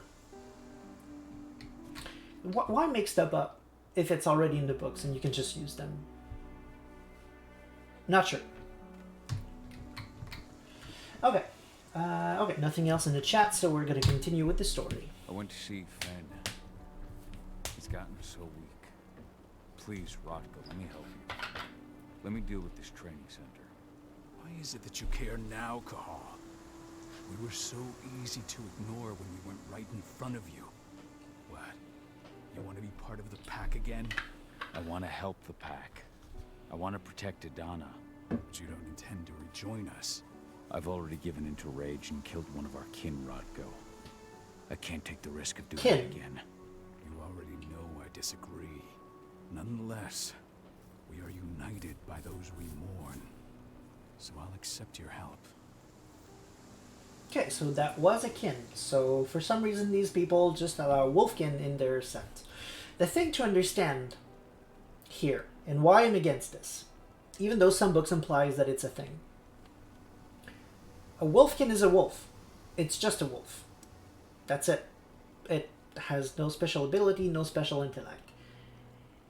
So I guess you can have a trained wolf in your sept, I suppose. That's not completely impossible, but it's never going to be anything more than an animal. It's not more intelligent, it's a wolf. So that makes it a bit unlikely for a wolf to just walk around all of these humans and fight alongside them. It's just... I guess I can see it happening. I mean, if I was to live in the wood with my dog, I would have my dog with me, but that, again, that's a dog. They've been...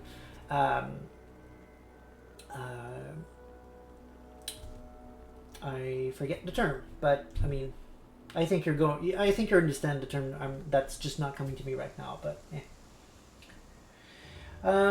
Terraria says, because the stuff in the books isn't purely protagonist focused and have the spirits say, go get them protagonists.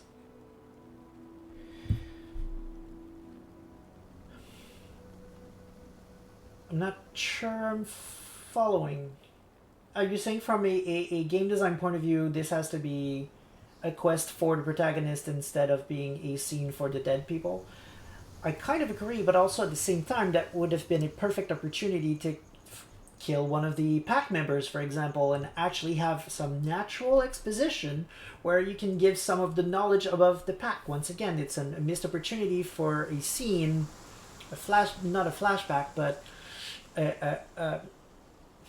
again, budget, animation, I hear you. But it's something they could have done that would have been a good way to show exposition, give out some lore, and show the Garou culture. Instead, it's a find 5 of X side quests, which are filled in every game.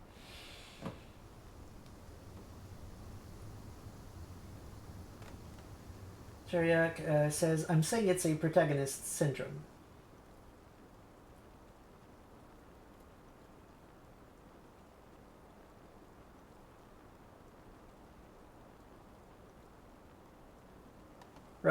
Right, yeah. Because I'm the protagonist, the spirit is giving me the quest to do it.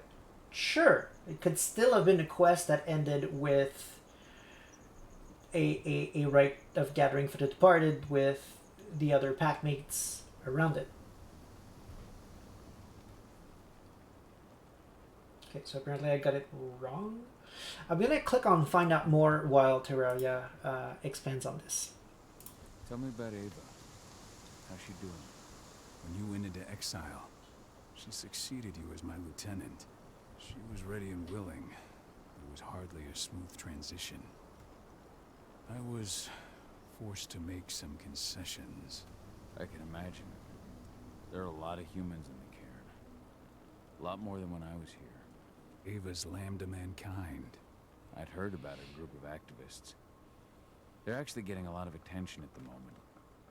Not sure if that's the best thing for the pack. That's what I thought too, at first. How so? For the longest time, I never trusted We had that humans. conversation. But then I saw how they fought, how they stood strong for what they believed in. I saw their potential. Even I had to admit that Ava was right. The humans have been stalwart allies in our fight for Gaia. And now you've seen firsthand what Indran is doing to us. Our ranks grow thinner every Well, I don't know. Just in case he says something new. Unafraid to put their lives on the line for their planet. What more could I ask for? So I'm going to back out of this because we've actually had this conversation with him last week. So what can you tell me about this so-called training center? Ava managed to get a hold of the mine blueprints to help us prepare for our previous attack. The site's weak point is its power supply. They apparently haven't had the time to give it a proper upgrade. The whole thing is powered by one big propane tank, just like it was when it was a mine. I see. So if I blow up the tank, the whole mine will cave in, taking the training center with it. Then we'll need explosives. You'll be happy to know I didn't come back empty-handed. I'm aware. I met your new friend, Dusk, right?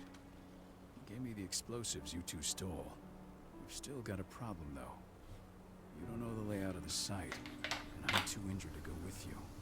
Huh. I don't like touching the stuff, but I suppose I'll use Ava's radio equipment to guide you. It should do the trick. Perfect. So we'll stay in radio contact. Take the explosives and go. Good luck, Cahal.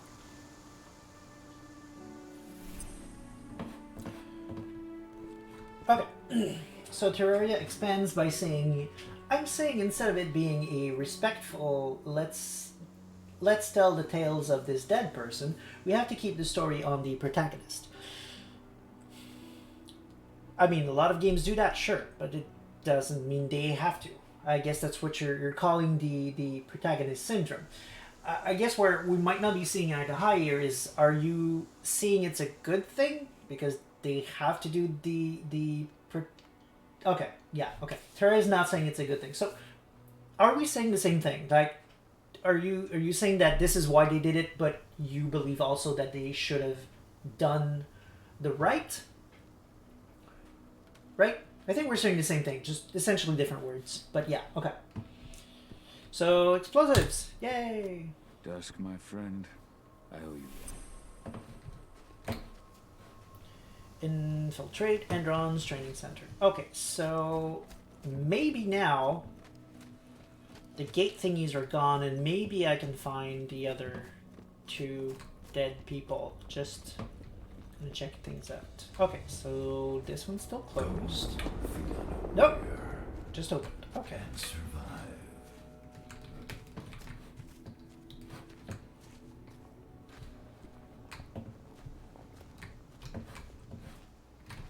More text.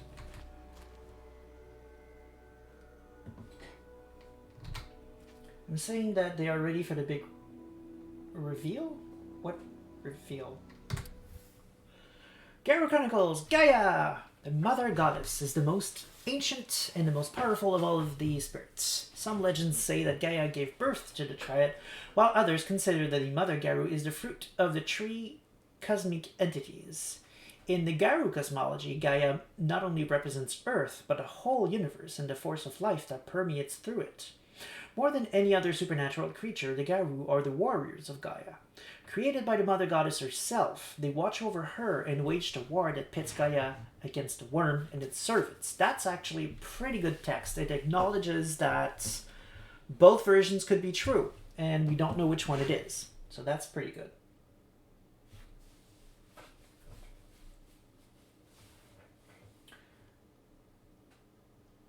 Tara says, I'm ready for the big reveal. Want to see your reaction.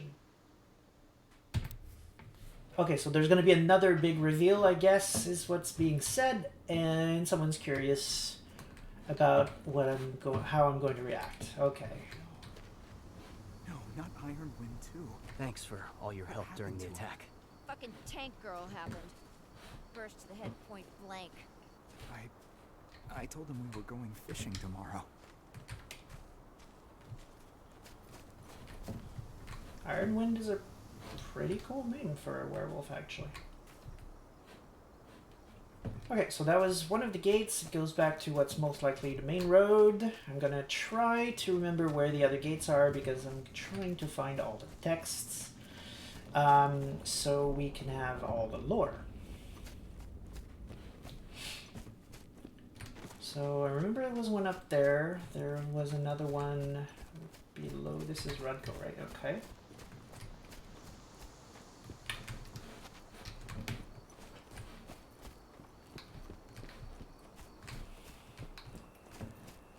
This is probably where the other path was. I think we were up there before. Here's another one. Be at peace. I will protect Caern. One of them was Lupus. The other 3 were Krynos. I'm glad I got to see you one last time. Almost sounds to me like the implication is that all of these people are, you know, Garou-born. That's a lot of Garou-born in the same set. Iron Wind, your struggle is over. Yfen is waiting for you. Cahal, keep fighting. Protect the Caern for me.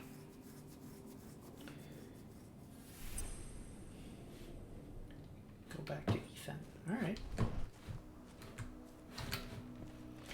Sorry, Terraria. The big reveal is going to have to wait a little bit. Oh, just go to... Okay, there's no other lore. Okay, well, I'm just going to go back to Yfen, though. Finish the quest.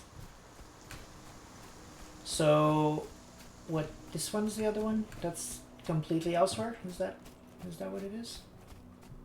Yeah, I won't even open. Okay, perfect. That makes it simple. Let's go talk to Ethan, though. I did a side quest.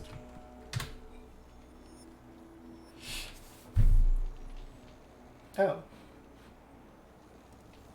Thank you, Caern, for returning your Garu kin to my side. Their souls are now at peace. Now go, fight the worm and all who serve it.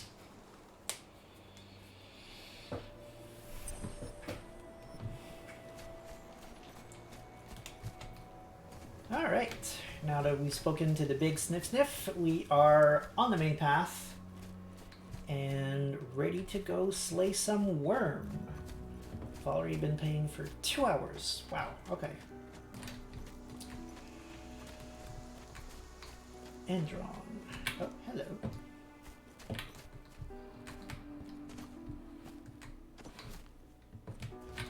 Just another path. Recruiting at their training center. Then, perhaps I need to enlist.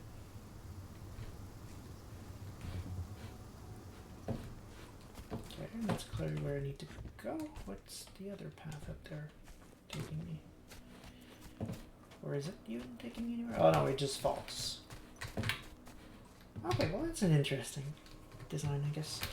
I'm just gonna quickly assign points, if I can remember where this is. Okay, because we have 3 of them. This helps us heal more. Heal me now, blow enemies back. Silver Purge partially heals silver wounds. That's the one I want mostly, because silver is pretty much the only thing that I'm worried about. So we're gonna waste 1 point here because we want to. Oh, so it's just in lupus form.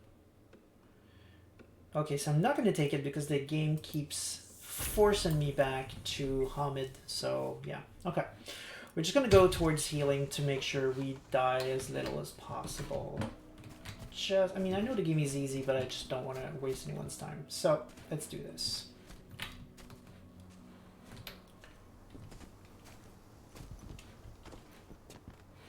Let's go enlist.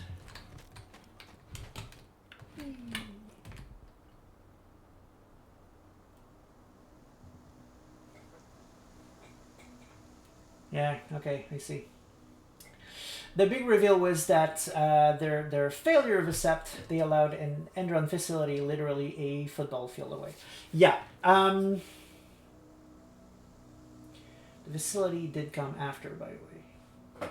In the sense that they built the Sept and then the facility arrived. Yeah. It's a feeling I got, so I'm not surprised. That said, literally at their doorstep of the Caern, that's big. It happens, though. It happens. However, you can bet that werewolves are going to fight tooth and nail to prevent it from happening. The fact that it's already a done deal here tells me there's a lot of history we're just not seeing, or that they kind of just let it happen. It's a bit weird. It's a bit weird. But that's essentially that's the goal. That's the worm does that. It tries to encroach as close as it can to the Cairns, and sometimes it succeeds. So it happening is not an issue per se. The fact that you come in that it's already a done deal instead of. The cost of the fine is always less than the cost of compliance. Bingo. Won't see that one in their ads. It's just that it's something that I feel should be a big thing. It's something that... Oh, wow. This is bad. Wow, it's like just oil spill right there. Just casual oil spill. I feel that this is something that should have been discussed. Like, it's something that should be a big deal. Either in a cutscene or in a text somewhere, like, how? I can't believe we let this happen, or I can't believe they successfully did this, or something. Holographic sites, even the the army doesn't have that shit yet. The fact that it's there and it's not a big deal is the part that I find odd. Sniff, sniff. Yay. Is 2 points enough? We need 4. Okay. We're gonna need a lot more sniff sniffs. Okay, time to enlist.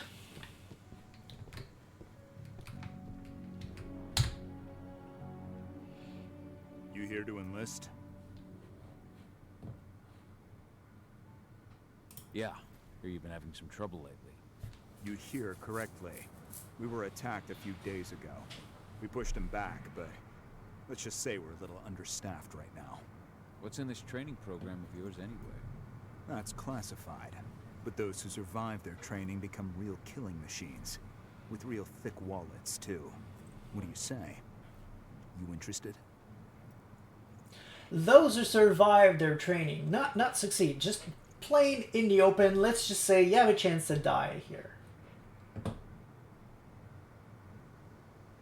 Absolutely. That's the spirit.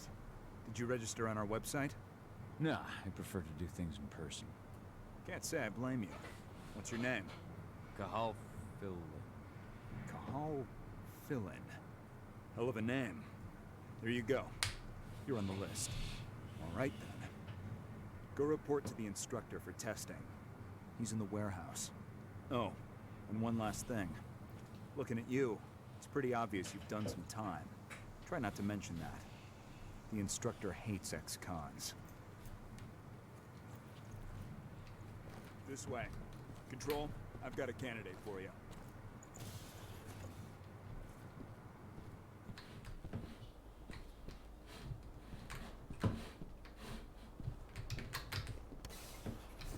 Welcome. If you're looking to sign up, you have to talk to the instructor. Head over to that building in the courtyard.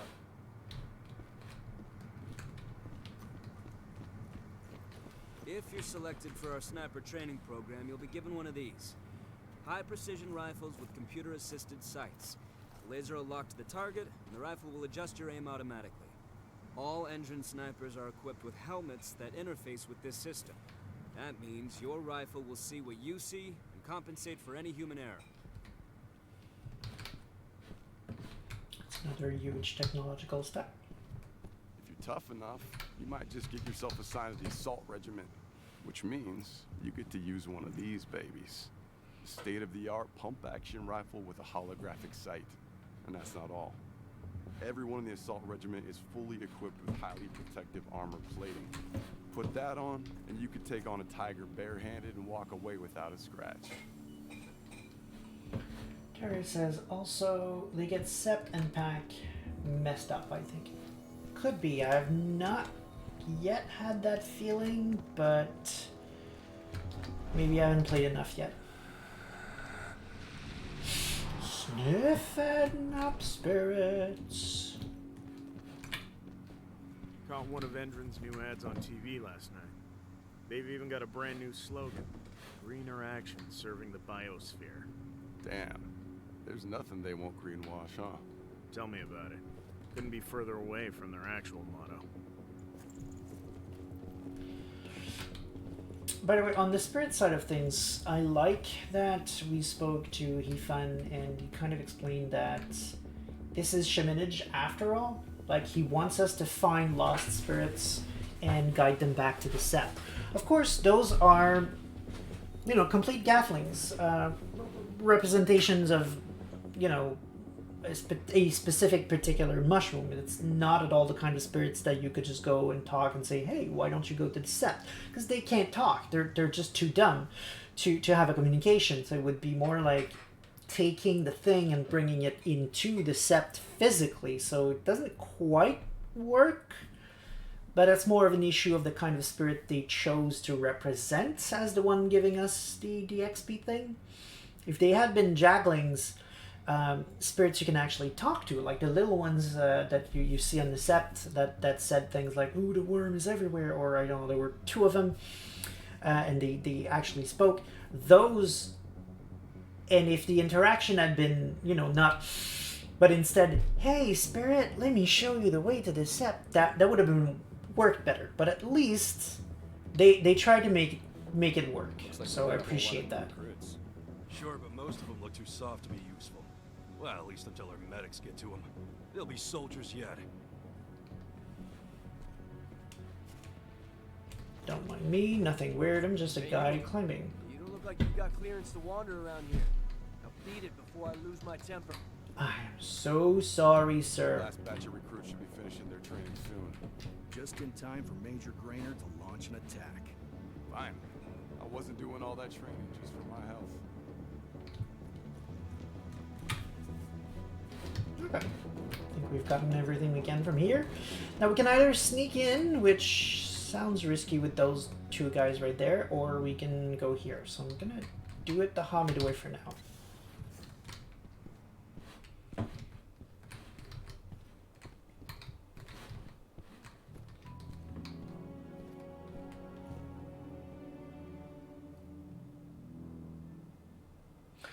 Jura says, even Andron, isn't this mustache trolling Captain Planet, and I don't know how I like it. I mean, to be fair, that's how they're portrayed in the books. A little bit. At least in the art, they tend to be very twirling mustache in some of the caricature art. So it's, I mean, I get where they're coming from, but it's, again, it's not quite accurate. I'm assuming they're not going for subtlety here because it's a video game and just want you to get quickly to the trashing the worm part, but... I'm here to be recruited. You?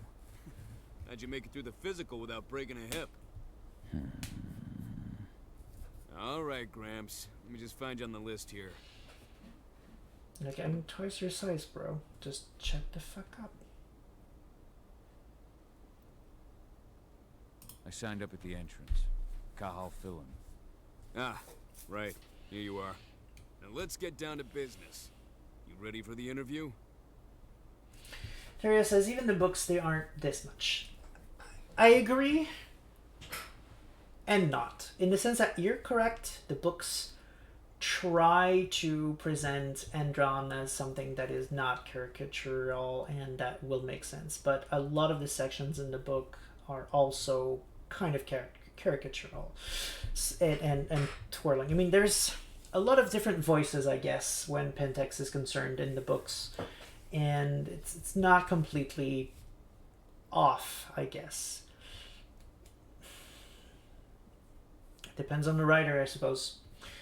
There's also a lot of books on Pentex because they're covered in the Monkey Wrench's Guide to Pentex Subsidiaries, I think the book is called, and they're also covered in all of the books of the Worms. So there's a lot of different versions of Pentex going around. I'm usually more of in favor of the subtle Pentex because, I mean, otherwise it doesn't make much sense. If they were always twirly villains, it wouldn't work, but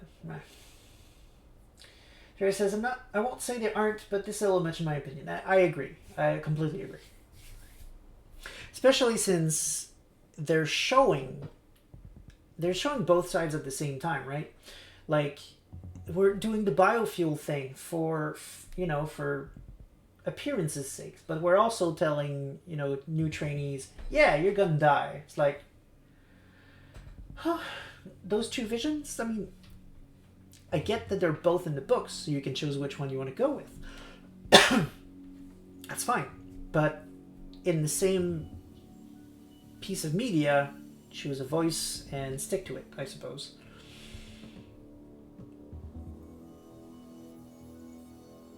I'm ready. Let's start with a technical question then. Our assault troops are equipped with a new type of pump-action rifle. What kind of sight is it equipped with? A holographic sight. That's right. Let's talk Endron now. The company has an internal motto for those in the know. Can you tell me what it is?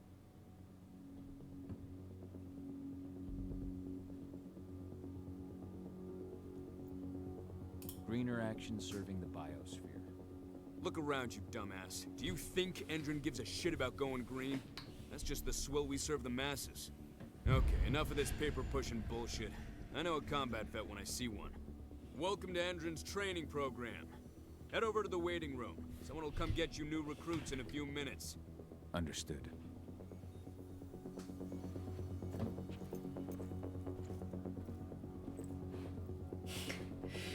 Terry says, Endron is the one I feel is the most caricature of the big ones. And that's absolutely correct. Black Dog is a little much too, but yeah, Black Dog is Black Dog. Yes, Black Dog gets away with it because that is literally a caricature of White Wolf. So that's okay. That's the one that should be a caricature because it's a joke. So that's fine. But yes, the other ones, yeah. So you actually overheard someone say the right answer. Yes, I did. I thought he was looking for the swill answer, not the other one. So I gave the wrong answer because I had no reason to assume you didn't want the actual motto of the company. So yeah. So you managed to get through their test just like that. Well done. But they want to make you wait. We don't have time for that. You should see a command post overlooking the waiting room. You'll have a computer inside and a service door leading into the mine. That computer will allow you to open the service door and cut communications with the lower floor. And the people here won't know what's going on in the training center.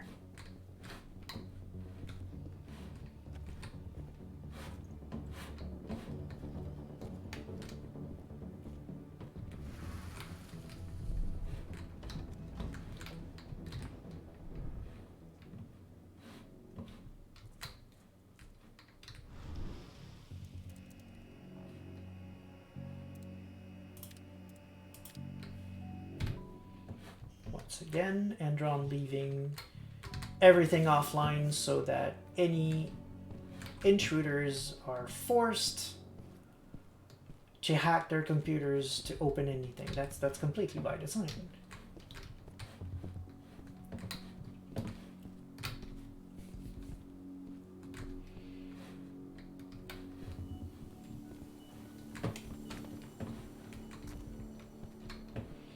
Wait, is that the door? It doesn't matter.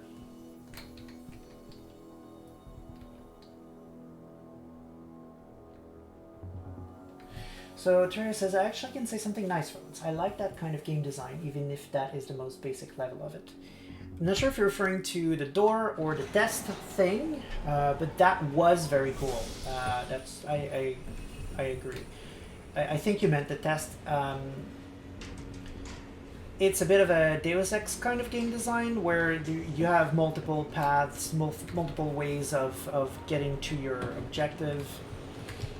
You can do it the Hamid way, or you can do it the Lupus way, sneaking around, or even the Kragnos way and just kill everyone. So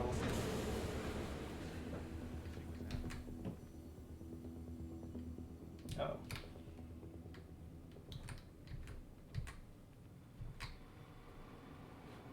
Yeah, you're gonna die, buddy.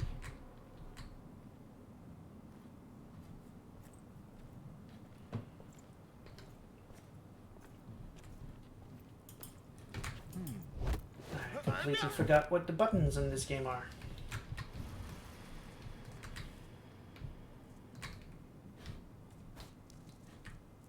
Oh.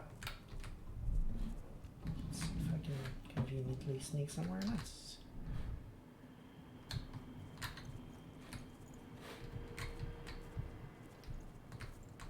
So my objective is all the way over there.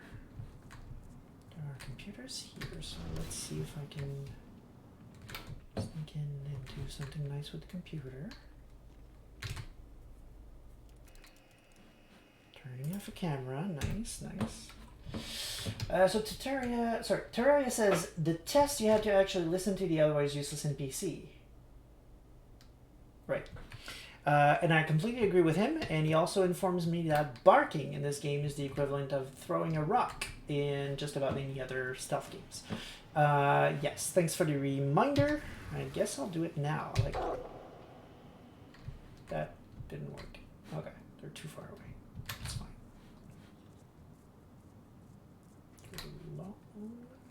No, there's a guy in front of you. Shit.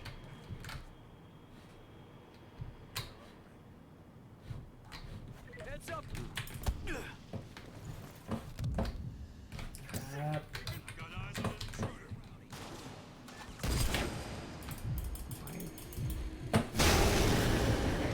doing all kinds of wrong, but that's fine. I believe that was strong attack. Okay, still strong.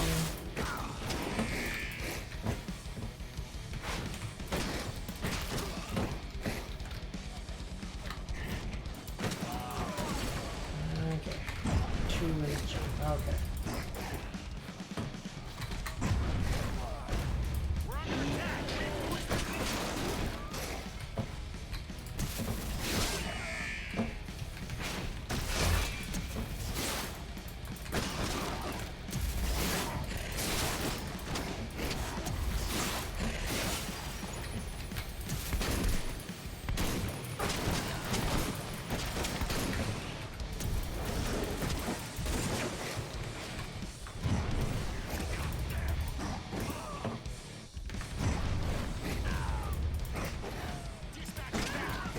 That's right, that can execute too.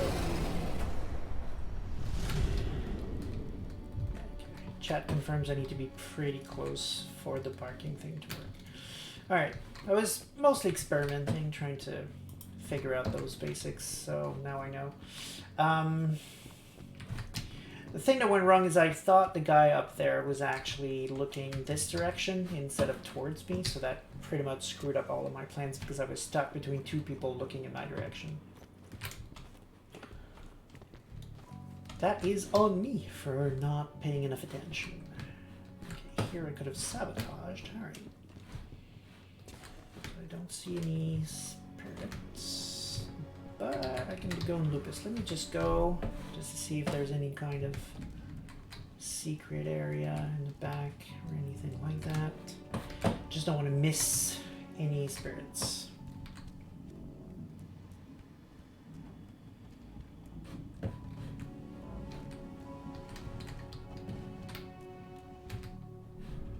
Okay, so we're good.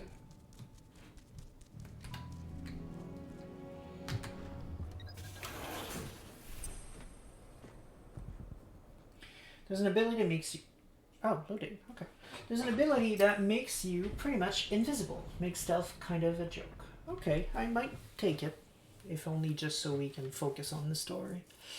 Arriving at the end of Endron's attack, Caern once again finds himself back inside his cairn with Rodko and their guardian spirit, Hefen. Endron's forces have seriously weakened the cairn and compromised the surrounding forest, and they're likely to attack again. Caern convinces Rodko, the pack leader, to let him attack the abandoned mine that has been acquired by Endron as a place to recruit and train its mercenaries.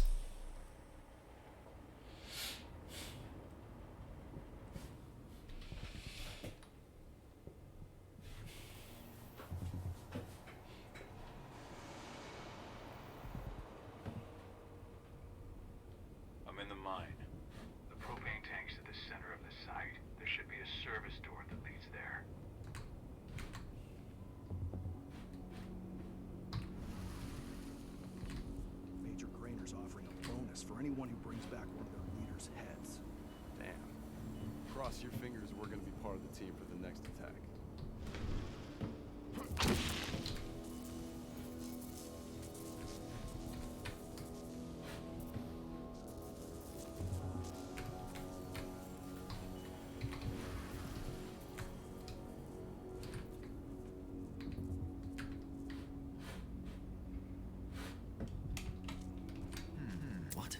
Take it.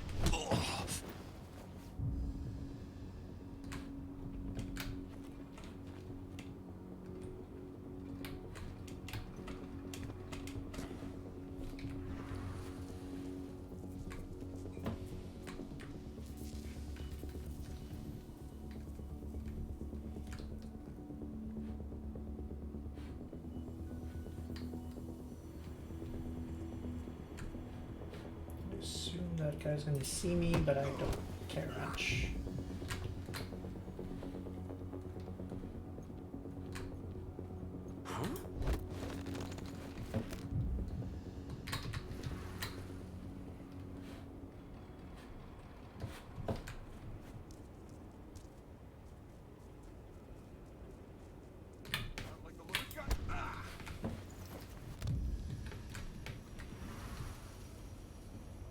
That's a spirit. That's Sniff Sniff. sniff. See, that's another thing I forgot. Sniffing takes me back to Hamid again.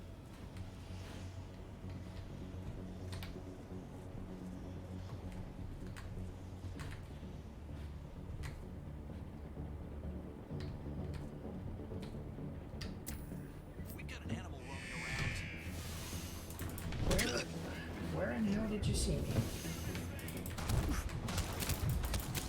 Why the fuck? Fine.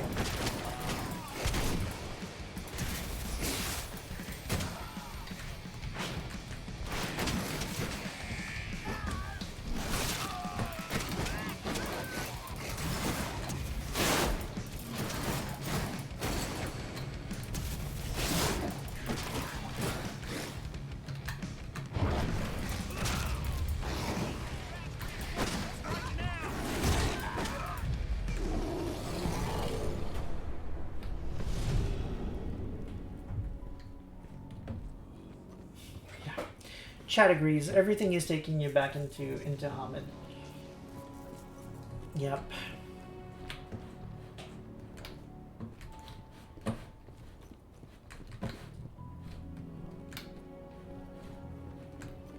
It's easy to patch, though. I hope they do. It'd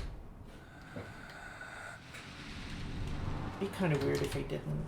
They gotta know by now, right? I mean, even Kotaku made an article about it.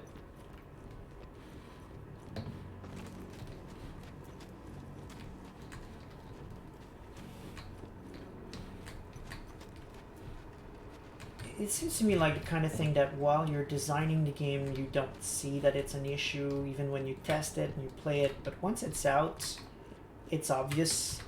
The game's about shapeshifting. Let me shapeshift, right?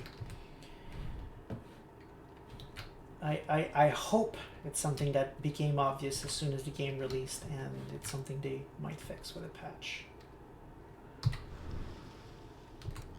Oh, it's a flask. Okay. We've got a bunch of people over there. A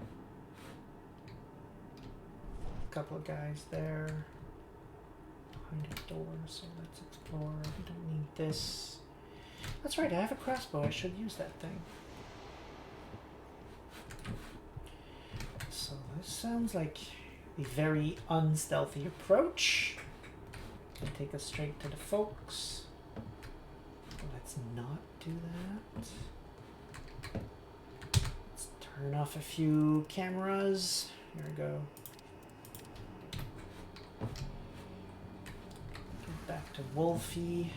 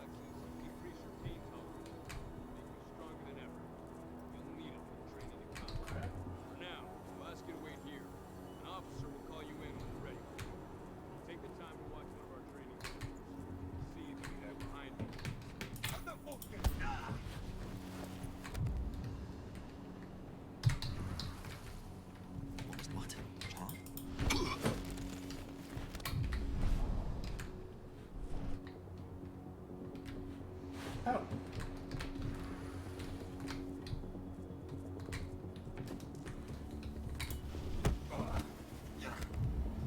Convenient.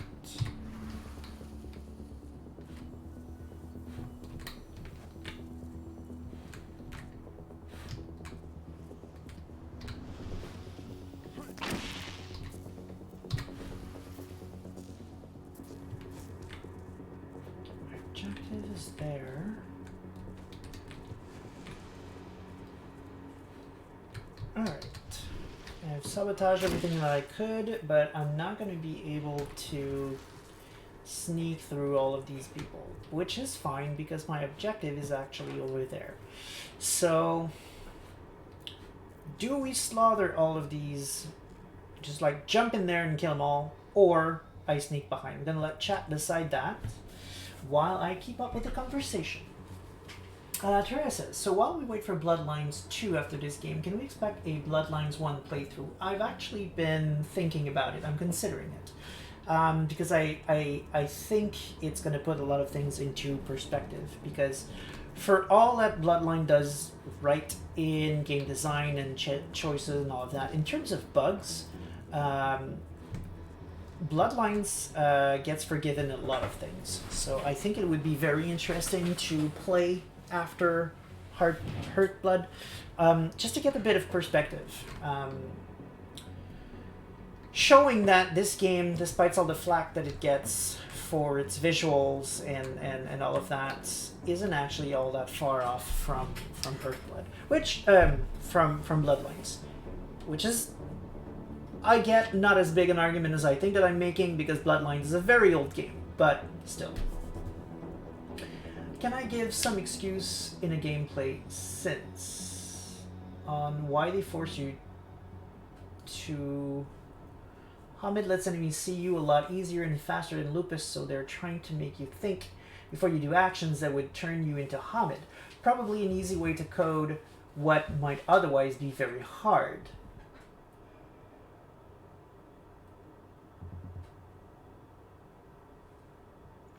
Right. That's an extremely good point, actually. That is a very good point. That is, yeah. Yeah, no, I can see why that would be. Like, for example, as I was going there, I was wondering, should I even sabotage, or do I risk being seen? I just decided to run with it, because worst case scenario, I'm going to slaughter them all. But that's a good point. I had to think about it. You're correct. That makes sense. And Terria says, I see a lot of problems in this game, but you're complaining about shapeshifting in a game about shapeshifting. I'm not complaining about shapeshifting. I'm complaining about forcing me back into Hamid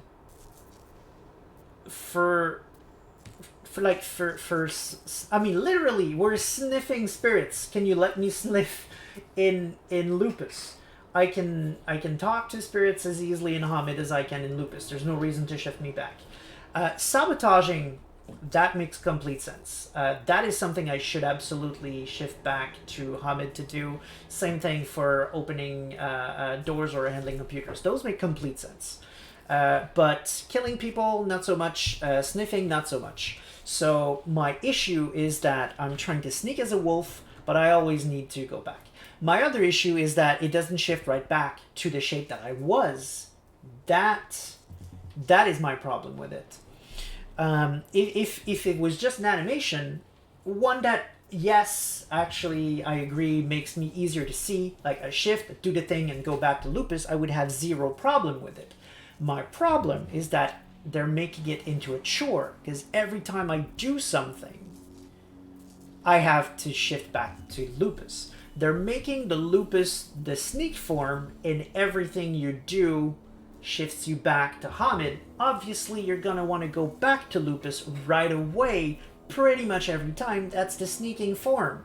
So why don't you just do it? It's like what you said earlier.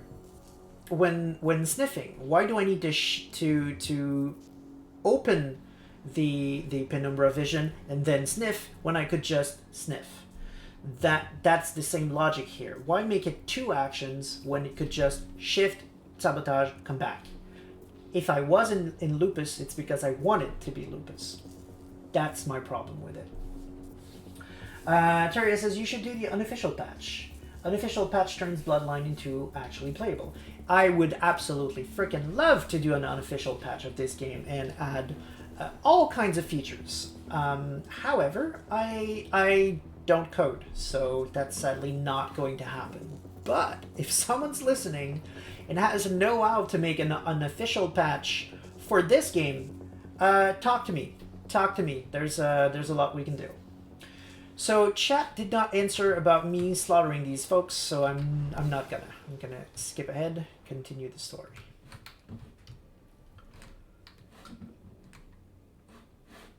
I see the tank. You're going to have to cut through the medical sector to get there.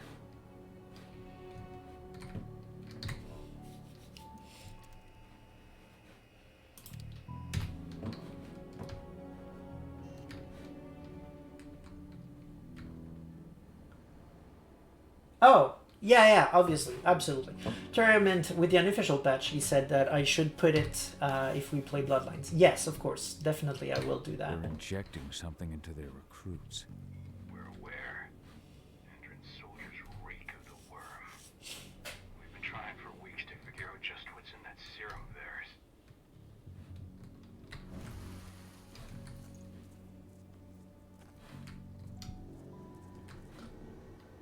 Could have a mind to move in there and just slaughter everything. Just, I can feel the worm taint. And I don't like it. I'm sure the game won't even let me do that, so it's fine. This is a bit dark. Okay, it's fine. How long will it be before our latest batch of recruits is trained? 2 months for most of them. Less for the ones who react well to the serum. Excellent.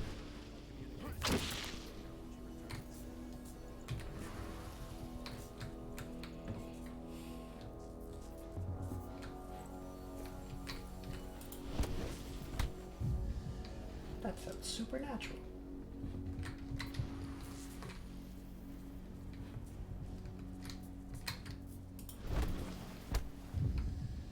No, you're good. You're good. You saw nothing.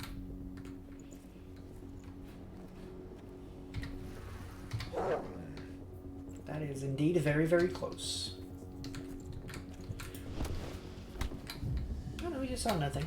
No, nothing happened. Oh wow. Okay, that was already too far. Oh, no. That's what I did. Okay. Come on, buddy. Come on, buddy. There we go.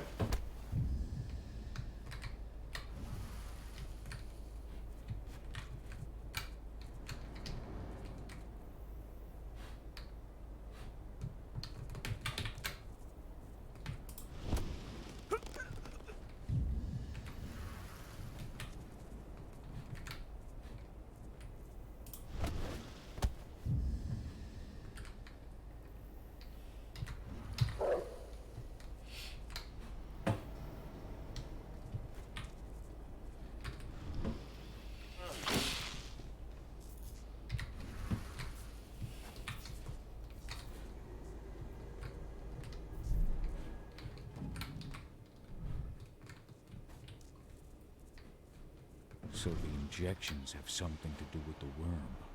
We think so, but we can't prove it yet. That's one of the things Ava and Adana are investigating.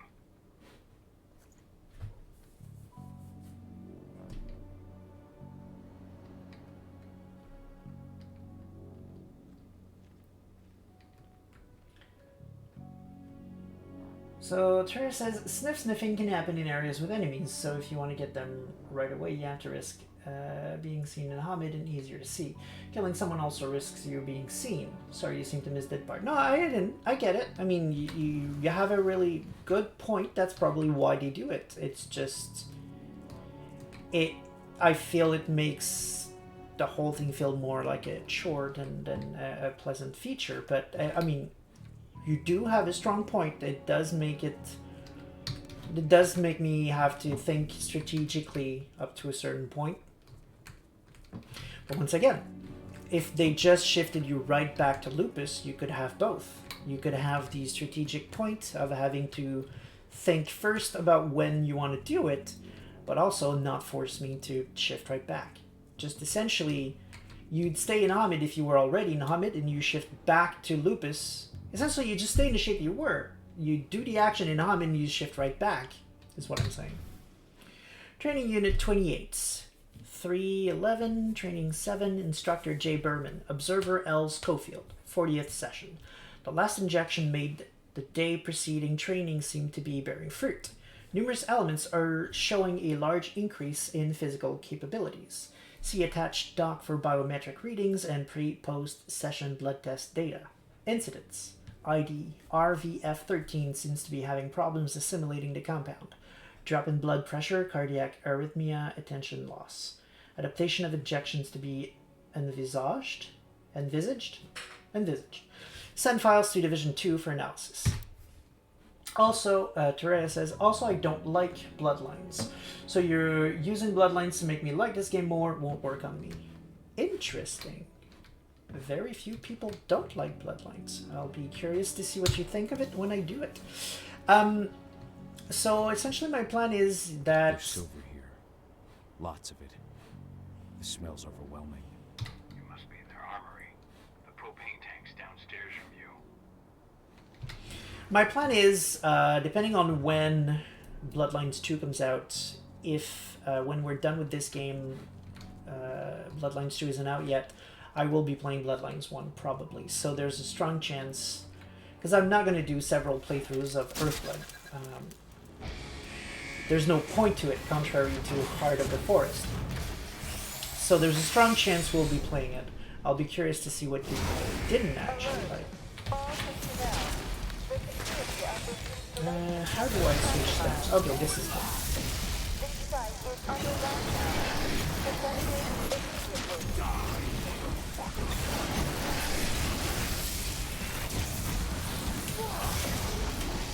Okay, the lightning.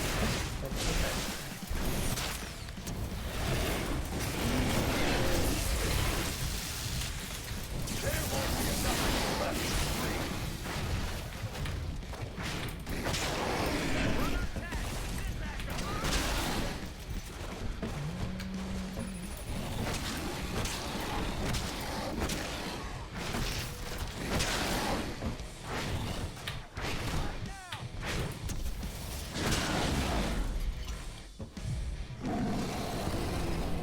Sure, I like the heavy form. I hate exos.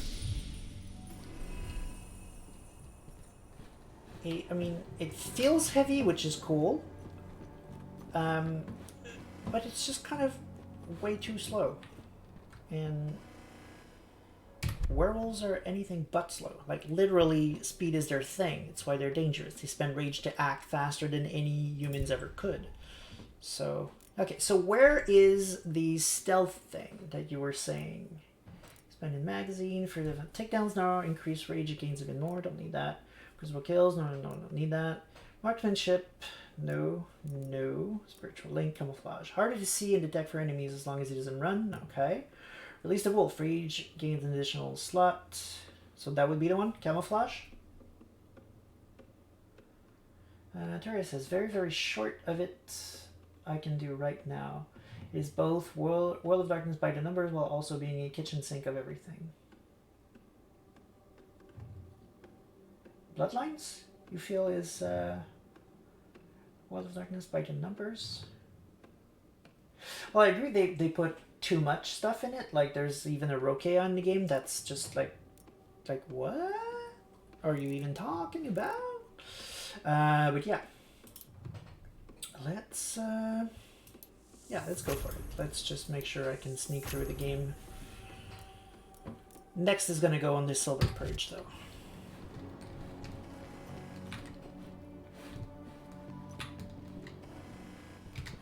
I made it to the propane tank, but there's a soldier guarding it.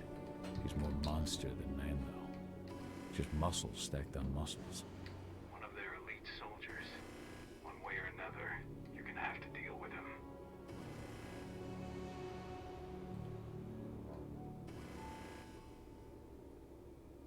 It is camouflage. Let me give you a piece of advice though. No. Oh. Well, you can still. Go ahead. Let's go sniff sniff.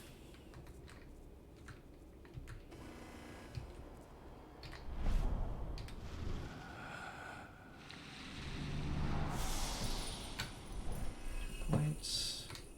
Oh, you have a camera to deal with. Let's see if we can deactivate that before starting the war. Oh, right, the red glow thing, that's what this is Security's about. detected an intruder, but he's not going anywhere now that we've got the site locked down. Stay on your guard. Yep, I heard about this. Did not realize that this is what that was. Oh god, okay.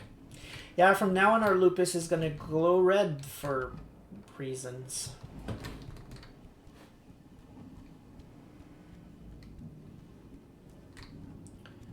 Yeah, that's fine. Don't know why they did that though, but yeah, that's fine.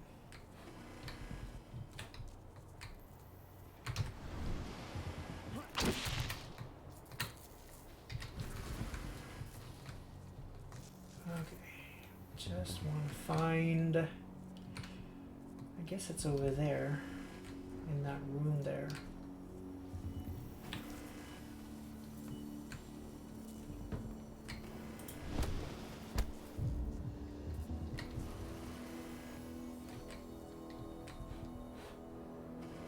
I don't see a way to sneak in it. It's locked. Okay. So I can't turn the camera off. Unless there's another room somewhere that I'm not seeing. So I guess we'll... not even sure I see the point of thinning the herd. Do I just go all out? Kinda just want to go all out.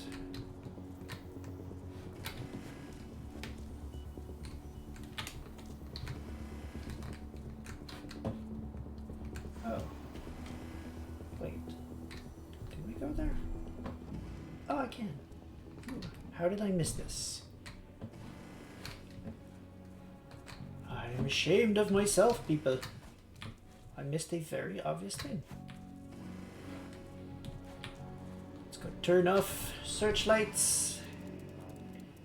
Nope, not searchlights. Cameras.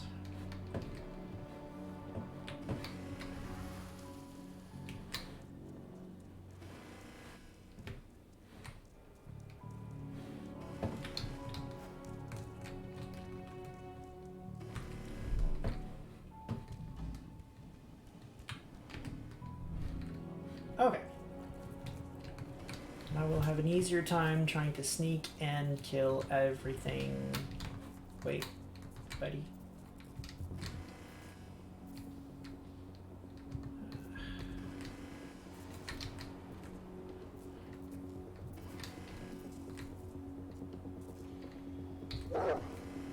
Jesus.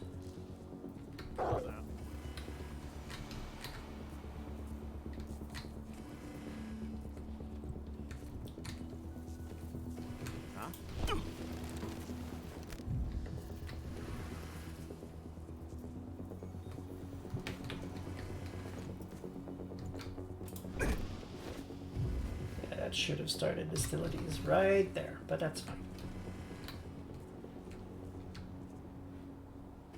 You're looking right at me, bro. I can sneak by you, probably through this. I'm not gonna try too hard, but if I can get, you know, one or two more. Oh, text. Summary of the data collected on the evolution of recruit after injection must be sent to Division 2 as soon as the treatment of the last batch of recruits comes to an end. Send all material needs and inventory of the stocks of compound used for the injections in order to raise a new order for our site. Annex, blood test, blah blah blah. No need to read that. And you're looking straight up at me.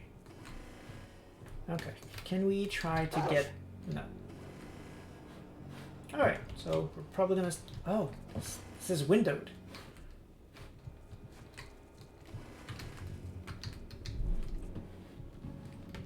Ah, here we go. This is what we need.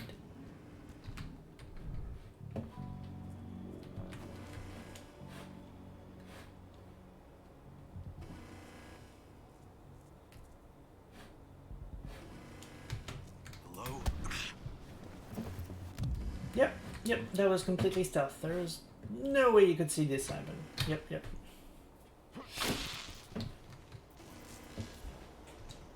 Is that also... Yeah.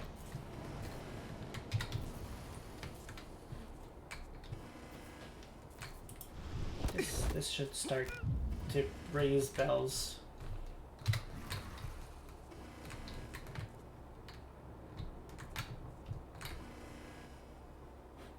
Oh, they're seeing the corpse. That's fine.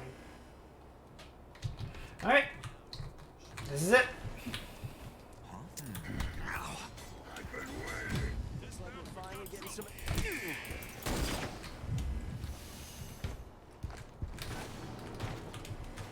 Can you shift, bro?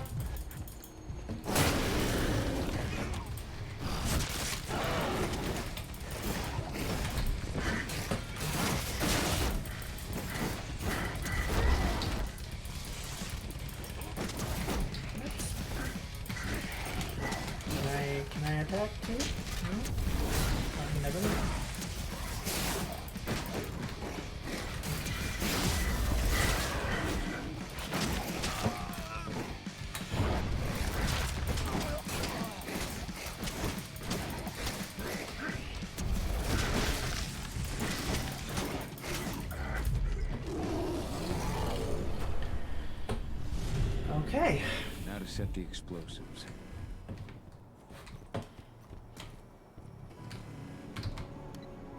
There we go.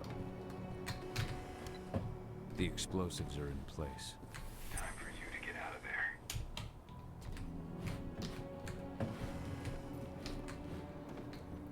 So this is no longer locked because I killed everyone. That's fine. Video game logic.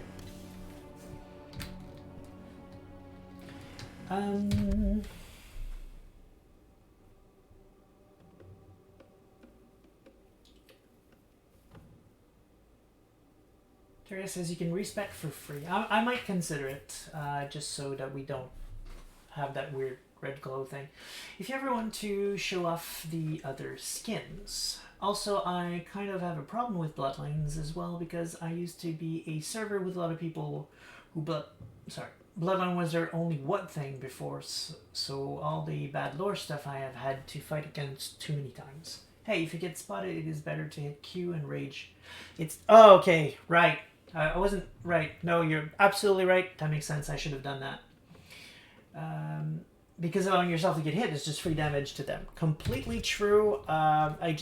So far, that's how I had started all my games, so it wasn't even natural for me to just hit Q and shift. I should have done that.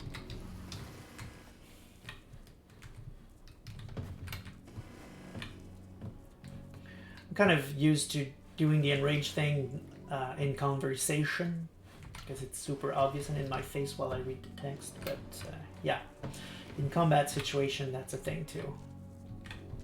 I will learn to use it.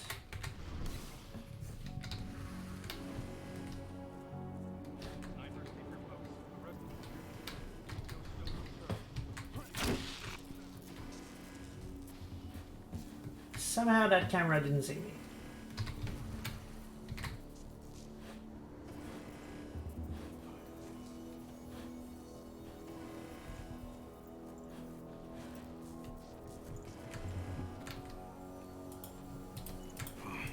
Dude, frickin', what the hell?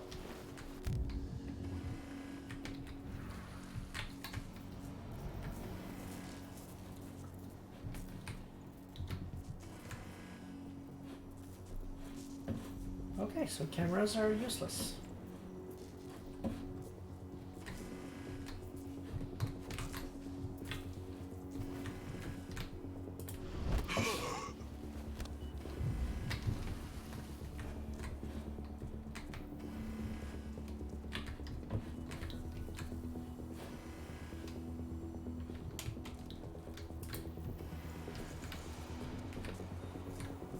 Weird that they didn't let me kill that guy, but okay.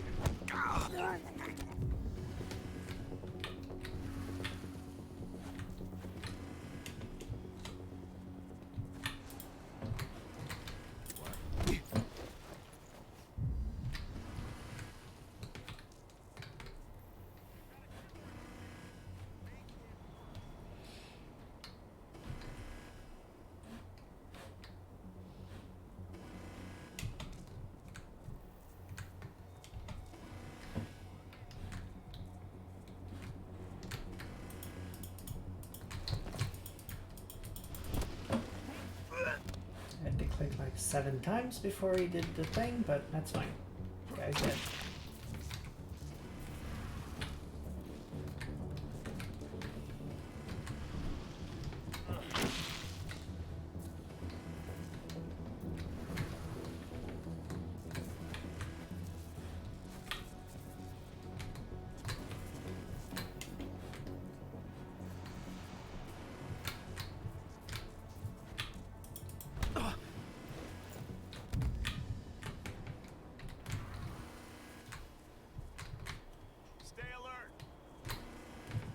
Says the guy who is no longer alert.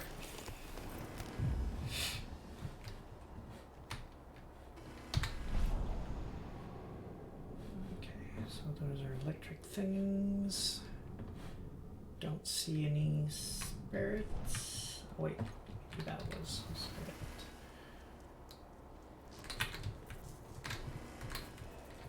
Was it this? Yeah, that's a spirit. No. No, that's just the other side of the... Oh, okay. However, there could be some rooms behind that may have spirits in them, so let's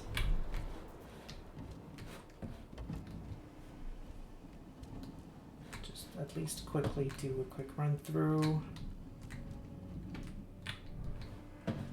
Okay, looks safe to say that there aren't any, because that's going to be locked, right? Exactly, that's fine. Okay, going to the objective.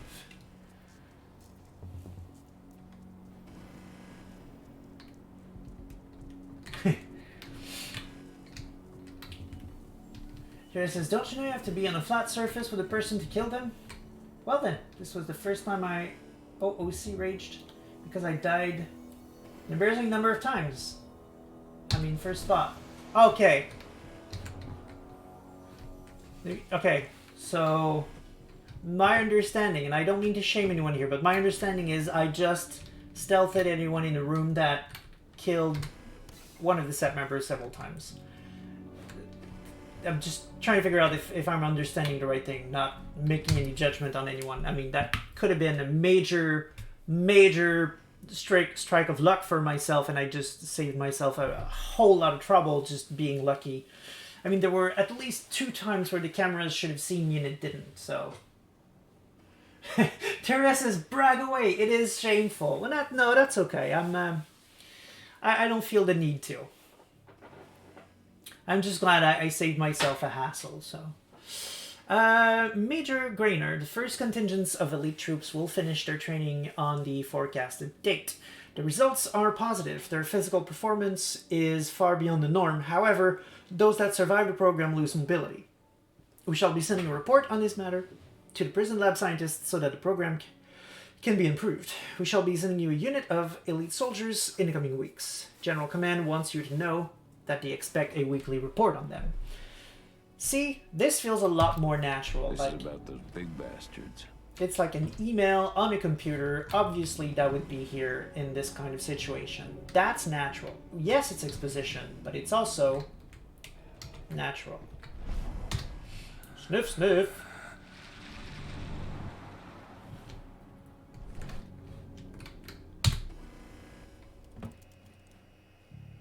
Door. Camera. There we go.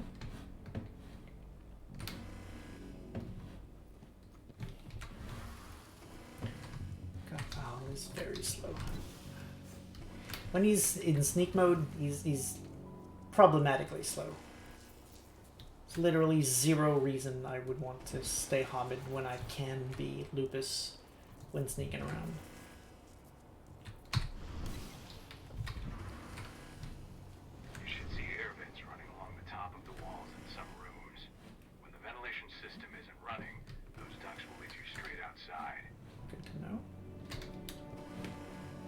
I feel like there's going to be trouble.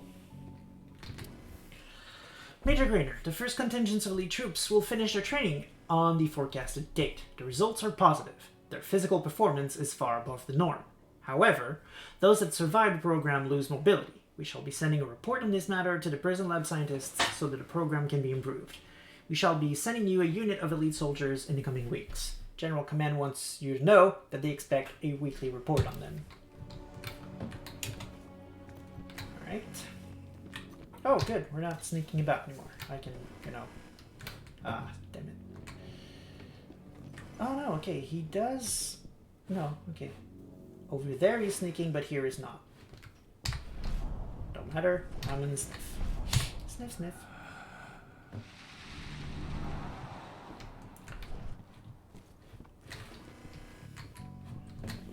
Never gonna use those, so I don't care. Yeah, here he's sneaky.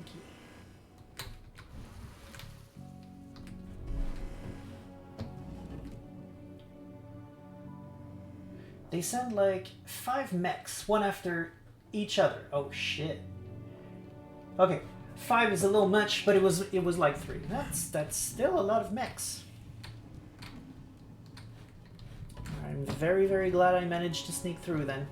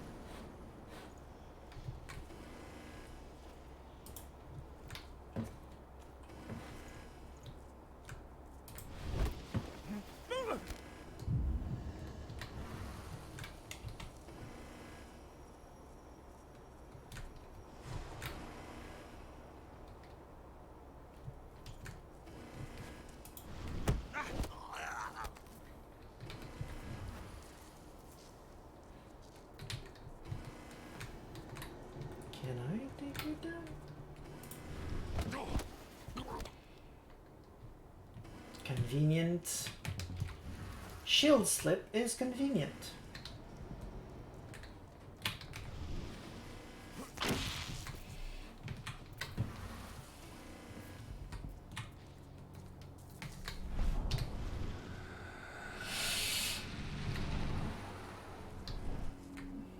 Well, I can see that we don't want to run into trouble in the next room.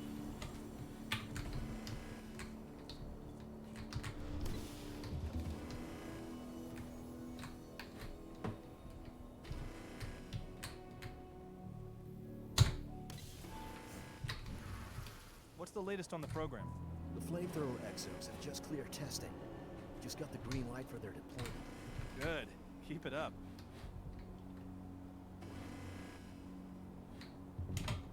Pretty sure I can sneak an exo. I'd like to, but I'm pretty sure I can't. I'm gonna risk it. I think there's a strong chance that scientists will see something, but no.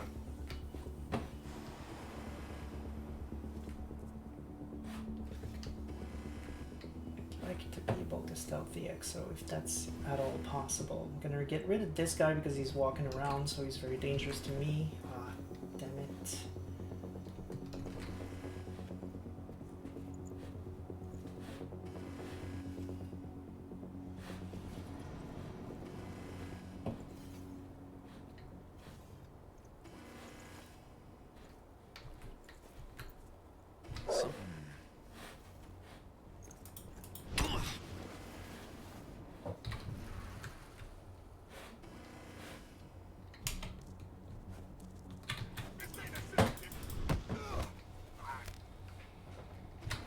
This far away, it might be okay.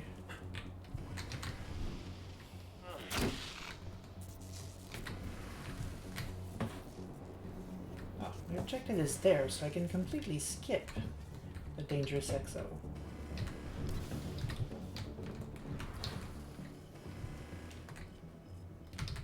Huh.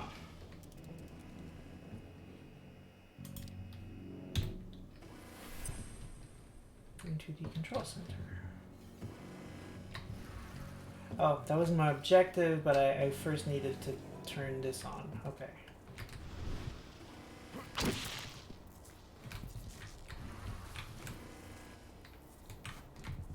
Well, I mean, there's no XP for killing people unless there is a spirit somewhere in there.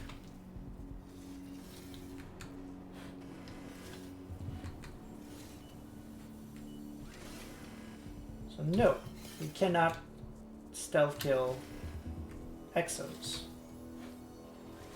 Now we know. If we go into this vision, Can we make sure that there are no spirits? You know what? I'm gonna buy the skill. I got the skill already. Okay, so we know there are no spirits there, right? We would see it. So we don't care about these people. Okay. Chat says, I didn't know you could stealth shield guys. I thought by putting shields on their back, the game was saying you had to Krynos on them. It's a small net communication thing like that that really irks me about this game. That's a fair enough point. I just feel like they don't follow standard good game design. Like there are rooms where there are literally nothing in them. I absolutely see what you mean for the shield thing, quite frankly. I only got it because I guess it's a core mechanic of the game, I suppose. Holy shit!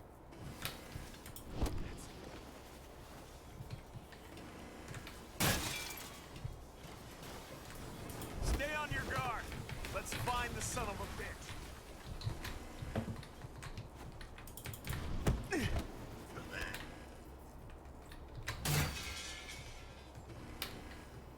So I just kind of went with the mechanic of as long as you're in the back it works, right? But I can absolutely see why someone would feel like the shield would not allow it. I completely 1000% get it. Sadly, he went in the direction of where I want to go, so fuck it.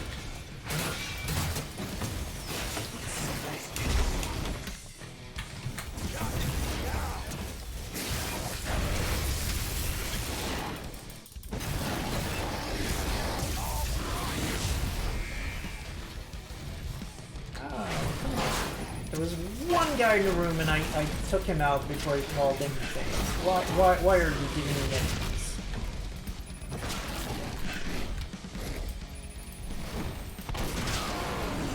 Yeah, I don't like the heavy form.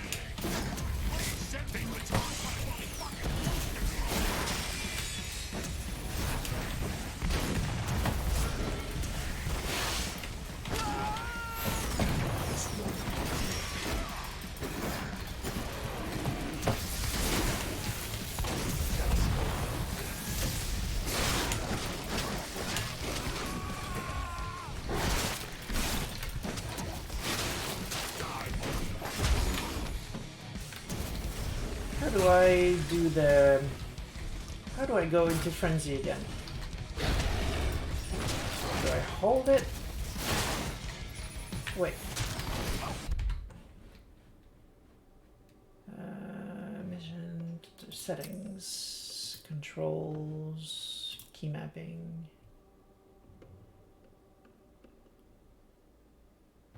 Enrage to Krynos? No. Krynos. Enter frenzy. R. But, I mean, I was just, come on. Fine.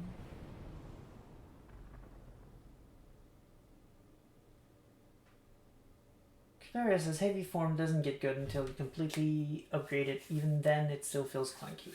It's R. Well, thank you. Okay. What's the latest on the program? The flamethrower exos have just cleared testing. Just got the green light for their deployment. Good. Keep it up.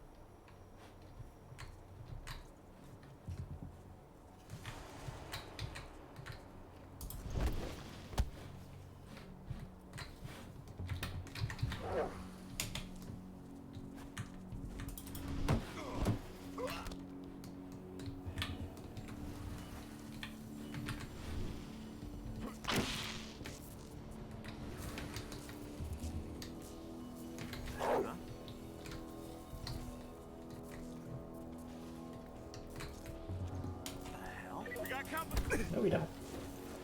We saw nothing. Alright, let's skip those guys.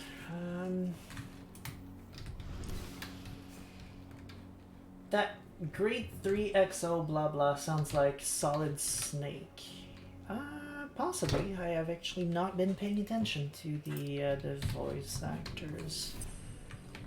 It's entirely possible, yeah. So I really have no need to kill those guys, so why take on several mechs just for the hell of it? I'm almost at the control room. Steel yourself. Cutting the ventilation won't go unnoticed.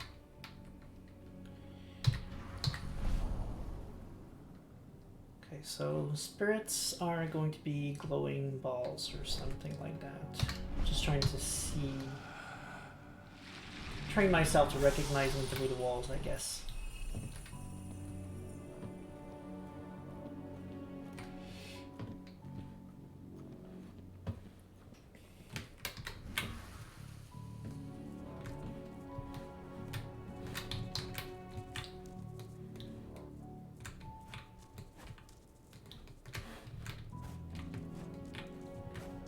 Going to the wrong place first.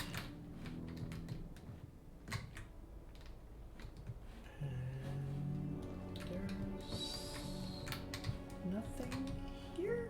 Oh, sniff sniff.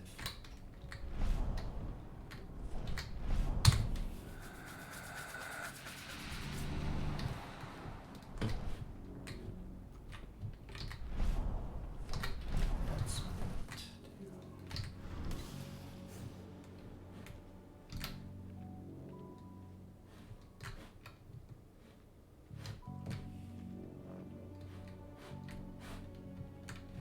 Okay, well this one I can't sneak into apparently, so...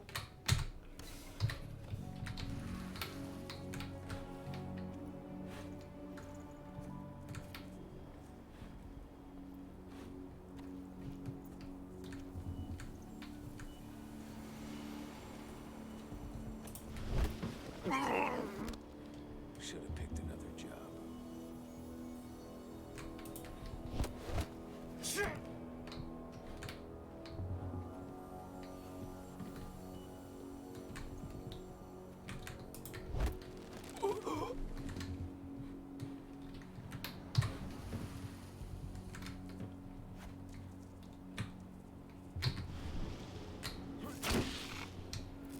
Expecting a fight, so gonna prepare to wait.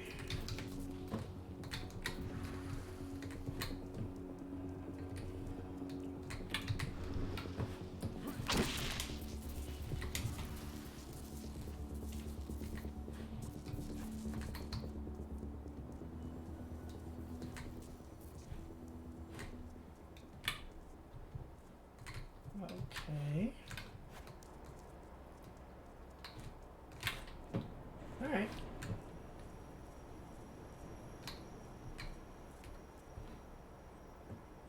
After you, there's only one upgrade I recommend. I assume you mean after I get the healing the silver thing? Okay, yeah. I'm perfectly willing to listen to suggestions. I'm not super interested in any of them, so quite frankly, if you know one that's good, just please go ahead, let me know.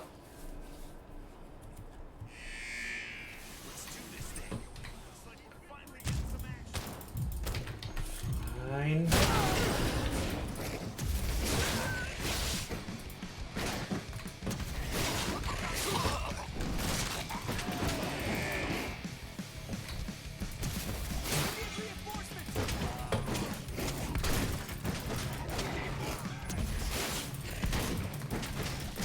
Okay, so here's my problem. Despite the fact that my arms are probably several feet long, I have very short range. So whenever I try to hit an enemy with a strong attack or anything like that, I end up missing. Just missing. Which is a bit of a problem. At least I can stun these guys with my jump thing.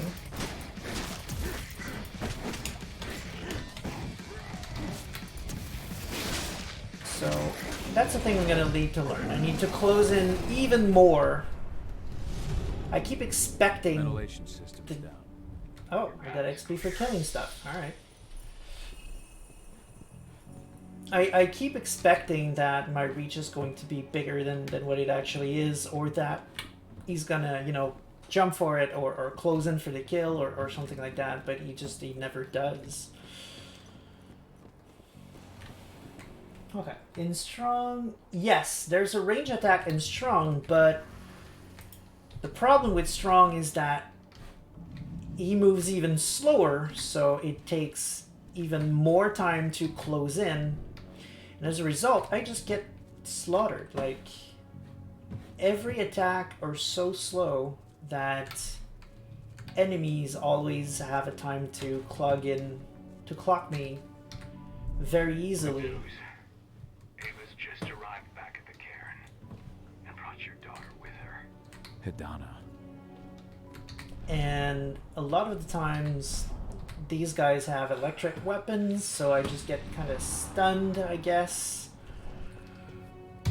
So I feel very inefficient when I should feel overpowered. Because I'm a freaking werewolf. Top left ability of the skills chart. Okay, let's see. Top left. Electric bolts to destroy security cameras, reinforcement entries. Oh, and turrets. Okay, yeah, that sounds interesting. That's a good point.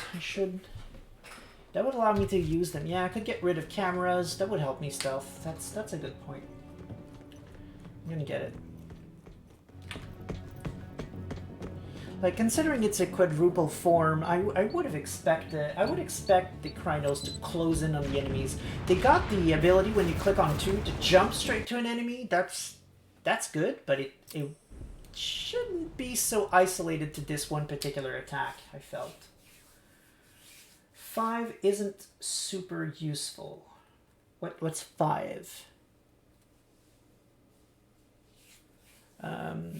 While Terraria answers that, Washington State Forest. Cahal managed to destroy Andron's local training site. However, it is only a temporary victory. Other actions must be carried out to expel Andron from the region. Yeah, of course. I imagine you'd like to see your daughter before anything else. She'll be in Ava's quarters, I'm sure. Okay, so we're back up here. Okay, so we need to make our way back to the Caern. That's what I'm going to do then. For tonight, I'm going to reach the Caern, and we're going to end there. We did a whole mission. We explored the entire Caern. We did a whole mission. That sounds satisfying for tonight. I wanted to do a bit more tonight, but we had a lot of good conversation going. There's a lot of game design theory going on that I'm glad we got through. Because that's something that I'd like to do more of. So I'm pretty satisfied that we started doing that a little bit. So we didn't have much to discuss game design wise from Heart of the Forest, so I'm glad that we're getting some reason to do this now.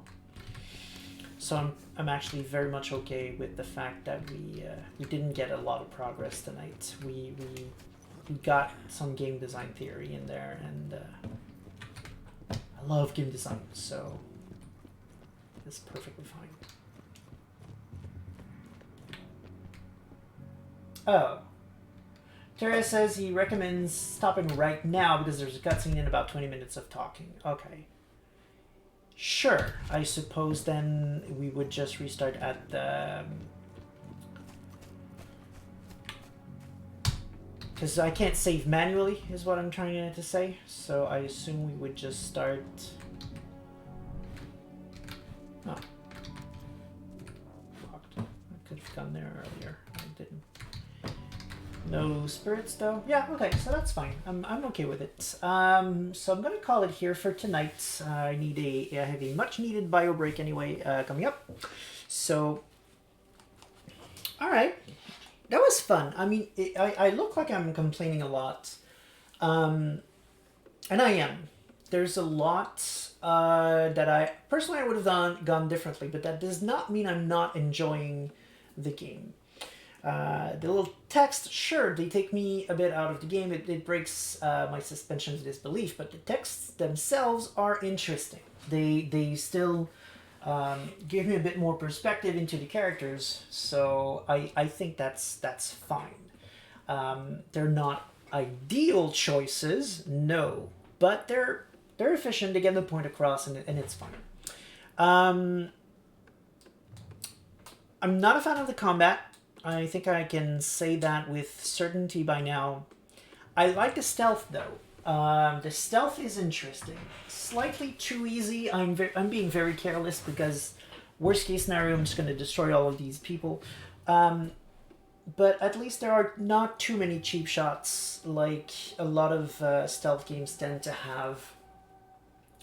So I think at least stealth is possible in this game. I like that. I like that it's mostly a means of getting rage before combat starts. Once combat starts, though, I feel like nothing is really efficient. Like, all of my attacks are super short range unless I press 2 and close in, like, boom, on a particular character. I feel very slow in both shapes. Not shapes, but in both battle stances, especially in the heavy one. It makes sense, but once again, this is a form that is both bipedal and quadruped, so I would have I expected more mobility. And quite frankly, it's one of the strengths of the Krynos form, its mobility, and the combat system pays no mind to that at all. I feel like I've got really bad mobility. I feel like I'm a 5,000-ton tank that is just and killing everything that's just in my face. I end up doing only the quick attack because I feel like it's almost the only attack I have a chance of getting out before getting damage back right in my face or electrocuted or anything. Like, nothing else that I have is quick enough. There's always this super long charge time to all of the other attacks that just leaves me completely open for punishment, which is fine. There should be some attacks that are like that, but all of them except one feels much like it's too much and doesn't really convey the Krynos form to me. Yes, a big heavy form makes sense to think of it as slow, but it is factually not accurate. The Krynos form is very quick. It is not slow. So yeah, I'm not getting the feel out of the combat that I want to. I like the executes though. Just biting heads off. That's cool. That feels very Krynosy. But yeah, I'm not getting a lot of enjoyment out of the combats. I'm going to slowly start upgrading the fast form. Just to see if I can maybe get a little bit more of mileage out of that and get a bit more enjoyment out of the combat. Other than that, I'm going to try to sneak as much as I can because I'm actually having fun sneaking, but I'm not having fun fighting. So, Yes. I'm going to read Terraria's second sentence before the first one. He says, I feel like the combat would be okay in a BattleTech game where you punch people. Yes. I feel like, yeah, that's how I feel. I feel like I'm in a mecha, not like I'm in Krynos form. Absolutely correct with that. Still, once again, I'm not trying to be harsh with the game. I'm trying to give an honest opinion. I will eventually do a full-on review of the game, and I'm going to bring those points out when I do that too. But I feel like it's important to still be fair and remember it's a small team, and all we've already said. I'm keeping an open mind. Also, once again, maybe in W5 the Krynos are slow now. I don't know. There's a lot we don't know. So I'm trying to keep an open mind. Still, I'm also being honest. That's not what I was expecting. And it doesn't feel like a good representation to me in terms of the Krynos form. I guess that people who are new to Werewolf won't know that. They won't feel that. Maybe those people will enjoy the battles more. But me, sadly, it's not giving me what I was hoping for, at least in the combats. but I'm very, very much enjoying the lupus. I'm very much enjoying sneaking around, all of that. So that's already they've already given me one of the things I really, really wanted. So there are some bad sides, but there are also some really good sides, is what I'm trying to say. Now, Terraria says, I really didn't enjoy the game. There were some parts I liked, but the parts I disliked irked me enough I couldn't stop thinking about them and enjoying the parts I did. That's sad. I get that, though. I understand. I can easily understand how some of the less good, I guess, design decisions or some of the parts that are bulkier or irksome could be enough to turn someone off. It's not doing it to me overall. I'm getting enough good things out of the games to that I have a good time. I enjoy discovering what they're doing with the lore, because the more I play, the more I'm trying to see this really like an adaptation. I'm less and less seeing it as a game trying to get werewolf and more as okay, they're just doing their own thing. Which makes sense. When you're adapting something, you're going to have to do it. I'm not a huge fan of doing it too much. I feel like a lot of media could stick a lot closer to the source materials in a lot of situations and still be successful and still be fun. Like the Lord of the Rings books stayed as close as they could. There's a reason why those are pretty much the best trilogy of movies based on a book. They didn't go around and just change everything just because, oh yeah, the media doesn't allow it. That's just a fucking lie. I'm sorry, that's a fucking lie. You can absolutely respect the source material and not change everything. That's an excuse that Hollywood keeps dishing out, and it's never been true. Once again, most successful adaptation, Lord of the Rings, they've proved it. Stick to the source material, change only what you really have to, and you're going to be successful. Don't be surprised why most of the movie adaptation of video games are failing. It's because they change everything. Hopefully that's something they're going to get right eventually. Hopefully. But yeah, so here I'm getting my mind in a place where I'm just gonna roll with whatever they do, like the humans siding with the werewolves. Fine. I'm not seeing this as an official W5 product. I'm seeing this as it's a video game. They're gonna do their own thing, and they don't care that there's the veil, for example. I don't think they've mentioned any of the laws of the litany, and I don't expect them to. They don't care about that. It's fine. They don't want to burden players with the litany having to care about all of these laws. They want to, I assume what they want to do is free the players to just approach situations however they feel and just have fun with it. Makes sense from a video game perspective that you're selling to a wide public that don't know the core books. I get it. I still think there's a way to do it, but I get it.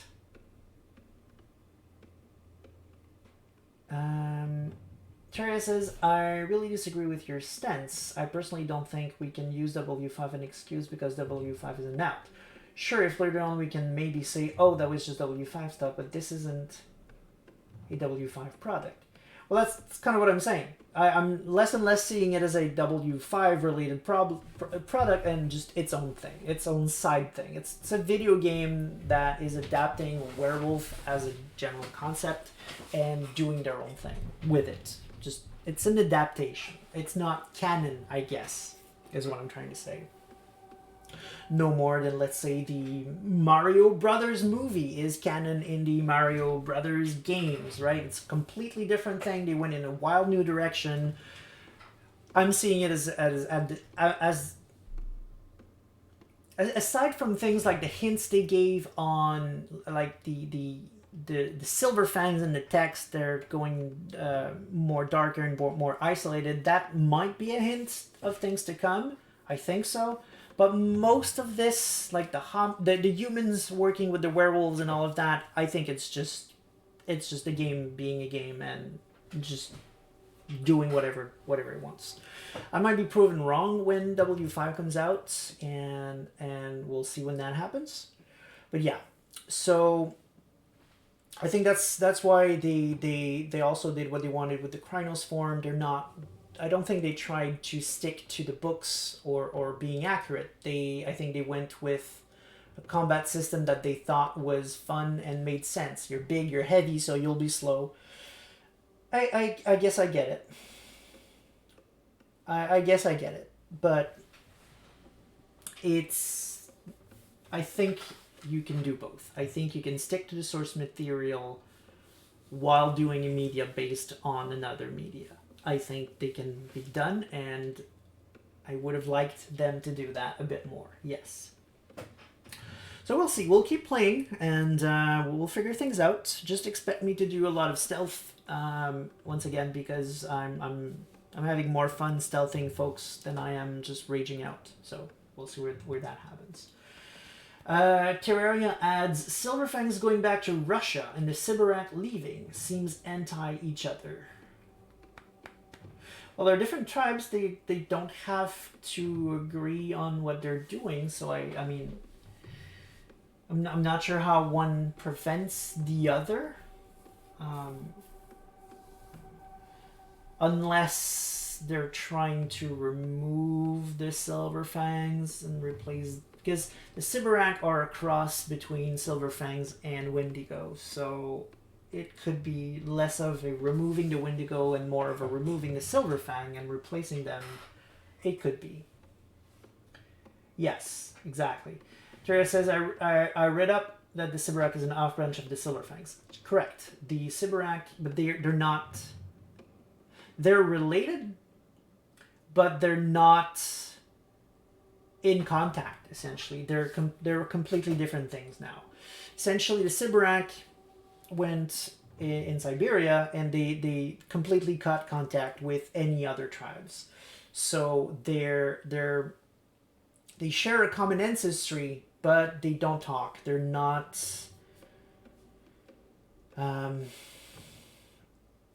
dependent on each other in any way, essentially. So if one comes back in Russia and the other comes out, there's no problem, essentially. It could happen. More Silverfang than Wendigo.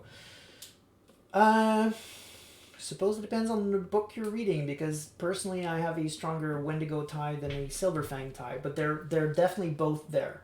That's been... I remember reading that clearly. It's never been established, because there's like 2 or 3 paragraphs in all the books on the Sibarak. There's really not a lot to go on with, unfortunately. So we know there's a tie. Or actually, no. There's a theory that there's a tie. No one's really sure what they are. All that's really known is you can't go in their territories. They're just gonna rip you apart and move on. So it's a bit weird, actually, that now they're coming out and everyone is just like, oh, hey, Sibarak, welcome to Dissect. Instead of being like, yeah, you guys have been weird for centuries and just like didn't want to join us and killed us whenever we step a foot in your territory, so what gives? It should be more of it shouldn't just be like, oh, they're in the core book now if they want to do that. It should be like almost a what's the book? Something of Chicago. Is it Chicago by Night? Yeah, it's probably Chicago by Night. That Vampire did, where they brought the La Sombra in. It came with a story to explain how it happened. If they want to do that with the Sibarak, they're going to need to explain it. Terria says, I'm going to make you my girlfriend. Okay. I guess I said something that made him very happy. Not sure what I said that made him very happy, but cool. Yay. I already have a girlfriend, though, unfortunately, so I'm sorry, I'm not available. But yeah. I think that's going to be about it for now. In response to the Garou Nation to the Sibarak. Right. Facepalm. Okay. I'm confused again, but I'm still going to call it here for tonight. It is now 10:30, so it's a good time to stop. Thanks for joining us tonight. I hope you enjoyed. Once again, I was speaking more game design tonight than werewolf lore, so I hope that was something that you enjoyed. I'm probably going to do that a lot more from now on, especially on Saturdays when I start Subnautica. That's going to be my main focus.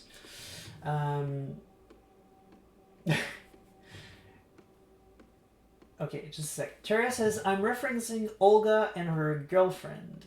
No, you can't do this to me. Let me explain myself. Well, go ahead, explain yourself. No issues there.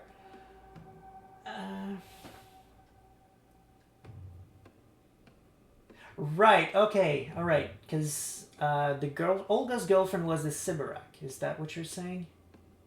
Yes. Yes, I think that's what it is. I'm still having so much trouble puzzling who's who in Heart of the Forest. Right. I see your point.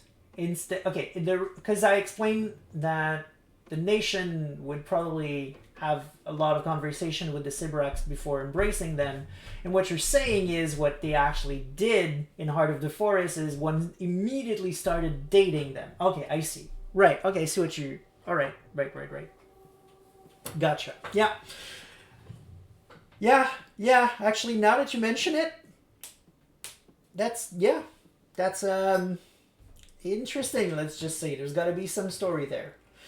But once again, we don't know how much 5th edition is going to veer from established lore. They might take some shortcuts and just say that it happened and not really try to expand on it a little more. I don't know. That's one of the things I'm very curious about, to be honest, because I think V5 tried really hard to fix what it wanted to fix, yet at the same time acknowledge what came before, and ignoring nothing, at least mentioning some of the things, or at the very least giving an all-encompassing enough reason for things to be this way now that you don't question it really much. So I hope they do the same for Werewolf 5th edition if they're going to remove a couple of tribes or transform them into, for example, the Azer's Wrath, or remove the Wendigo and or the Sibarak. I'm sorry, or let me start over. Remove either the Wendigo or the Silverfangs and replace them with the Sibarak, wherever they're going with this. I hope they at least put a book out there to explain it at the very least. It could be a Rage Across the World, just not necessarily a Chicago by Night book. It could be just, here's a huge bunch of lore bringing the universe back to 2021 and explain what happened in the past 20 years with the tribes and everything. It could be that. There's a precedent. Rage Across the Worlds exists. I believe there's 2 or 3 versions of that book, so they could make another one for 5th edition and just bring the setting up to today and explain why some of the tribes left and some others came in or just got transformed into something else. Could be that. I would prefer that actually to what they did. I hear that Chicago by Night is a great book, but I don't need a city book. I don't buy city books.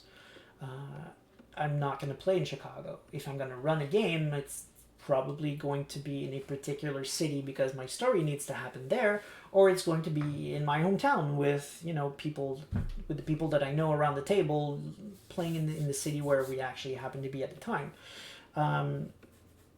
So I'm never going to get Chicago by Night, but I should get Chicago by Night because I like the La Sombras. So that's a bit of my problem with the approach, that I think might be better if you put it in one big book with all the big changes in it. I'm going to need it for the global lore, and I'm going to buy that. And you could put lore sheets, a whole bunch of lore sheets in a book like Rage Across the World or World of Rage, depending. Those are the names of the 2 books that essentially do the same thing. that would be a good approach. That would be a book that I would definitely buy, whereas I'm never going to buy Chicago by Night, even though it's a great book. Nothing wrong with it. Sanil says, good night. Have a great week. Thanks a lot. It's been a pleasure, Sanil. See you next week. We're going to meet our daughter, apparently. And Ava, the Glasswalker. Okay, so... Tyria confirms that I am not his type. That's reassuring. We got that out of the way. Now we know we will never date. It's known. It is now known. V5... Acknowledge... V5... Acknowledge through game mechanics more than lore expositions. Right. Yeah. Okay, I think I see what you mean. And No Man says hero. So, good night, No Man. Thanks for sticking around. Well, yes and no. I mean, they don't have entire books on the topics, but you have enough to go on. Like, you know how the Lasombra got into the Camarilla. There's, I mean, I get that the book is not only on that, but you have the explanation. Sure, there's probably some mechanics in there. I haven't read the book. I don't need it. But if I want to know how it happened, I need to get that book for that. If I want to play Kata, the explanation as to how all of the clans of death became one big clan, I'm gonna need Cults of the Blood God, I think, is the book where they're in. There may be some mechanics in there, sure, but I mean the explanation is also part of the book. There may not have a lot of lore expositions, but it's still there. Also, Terry says they have said they're no longer interesting in pure setting books. Okay. When, though? Was that the previous team, current team? Was that before or after Justin came in? If it's after Justin, okay, that's a thing then. That would make sense. He's in charge now, so that would be current. But if it was before, things might change. So who knows? Yeah, I think that's it. I don't have much more to say. I'll let Terraria answer in the chat, but in terms of the stream, that's going to be that for tonight. I don't have much more to discuss, and I'm not going to just wait for a conversation to... Okay, well, Terraria had time to post it. So he said it was both before, and Justin has stated his stance that he wants to focus on non-mechanic books. I'm confused. Seems like you're saying the reverse. They don't want to do pure setting, but they also want to focus on non-mechanic books. Those two things are opposite to each other.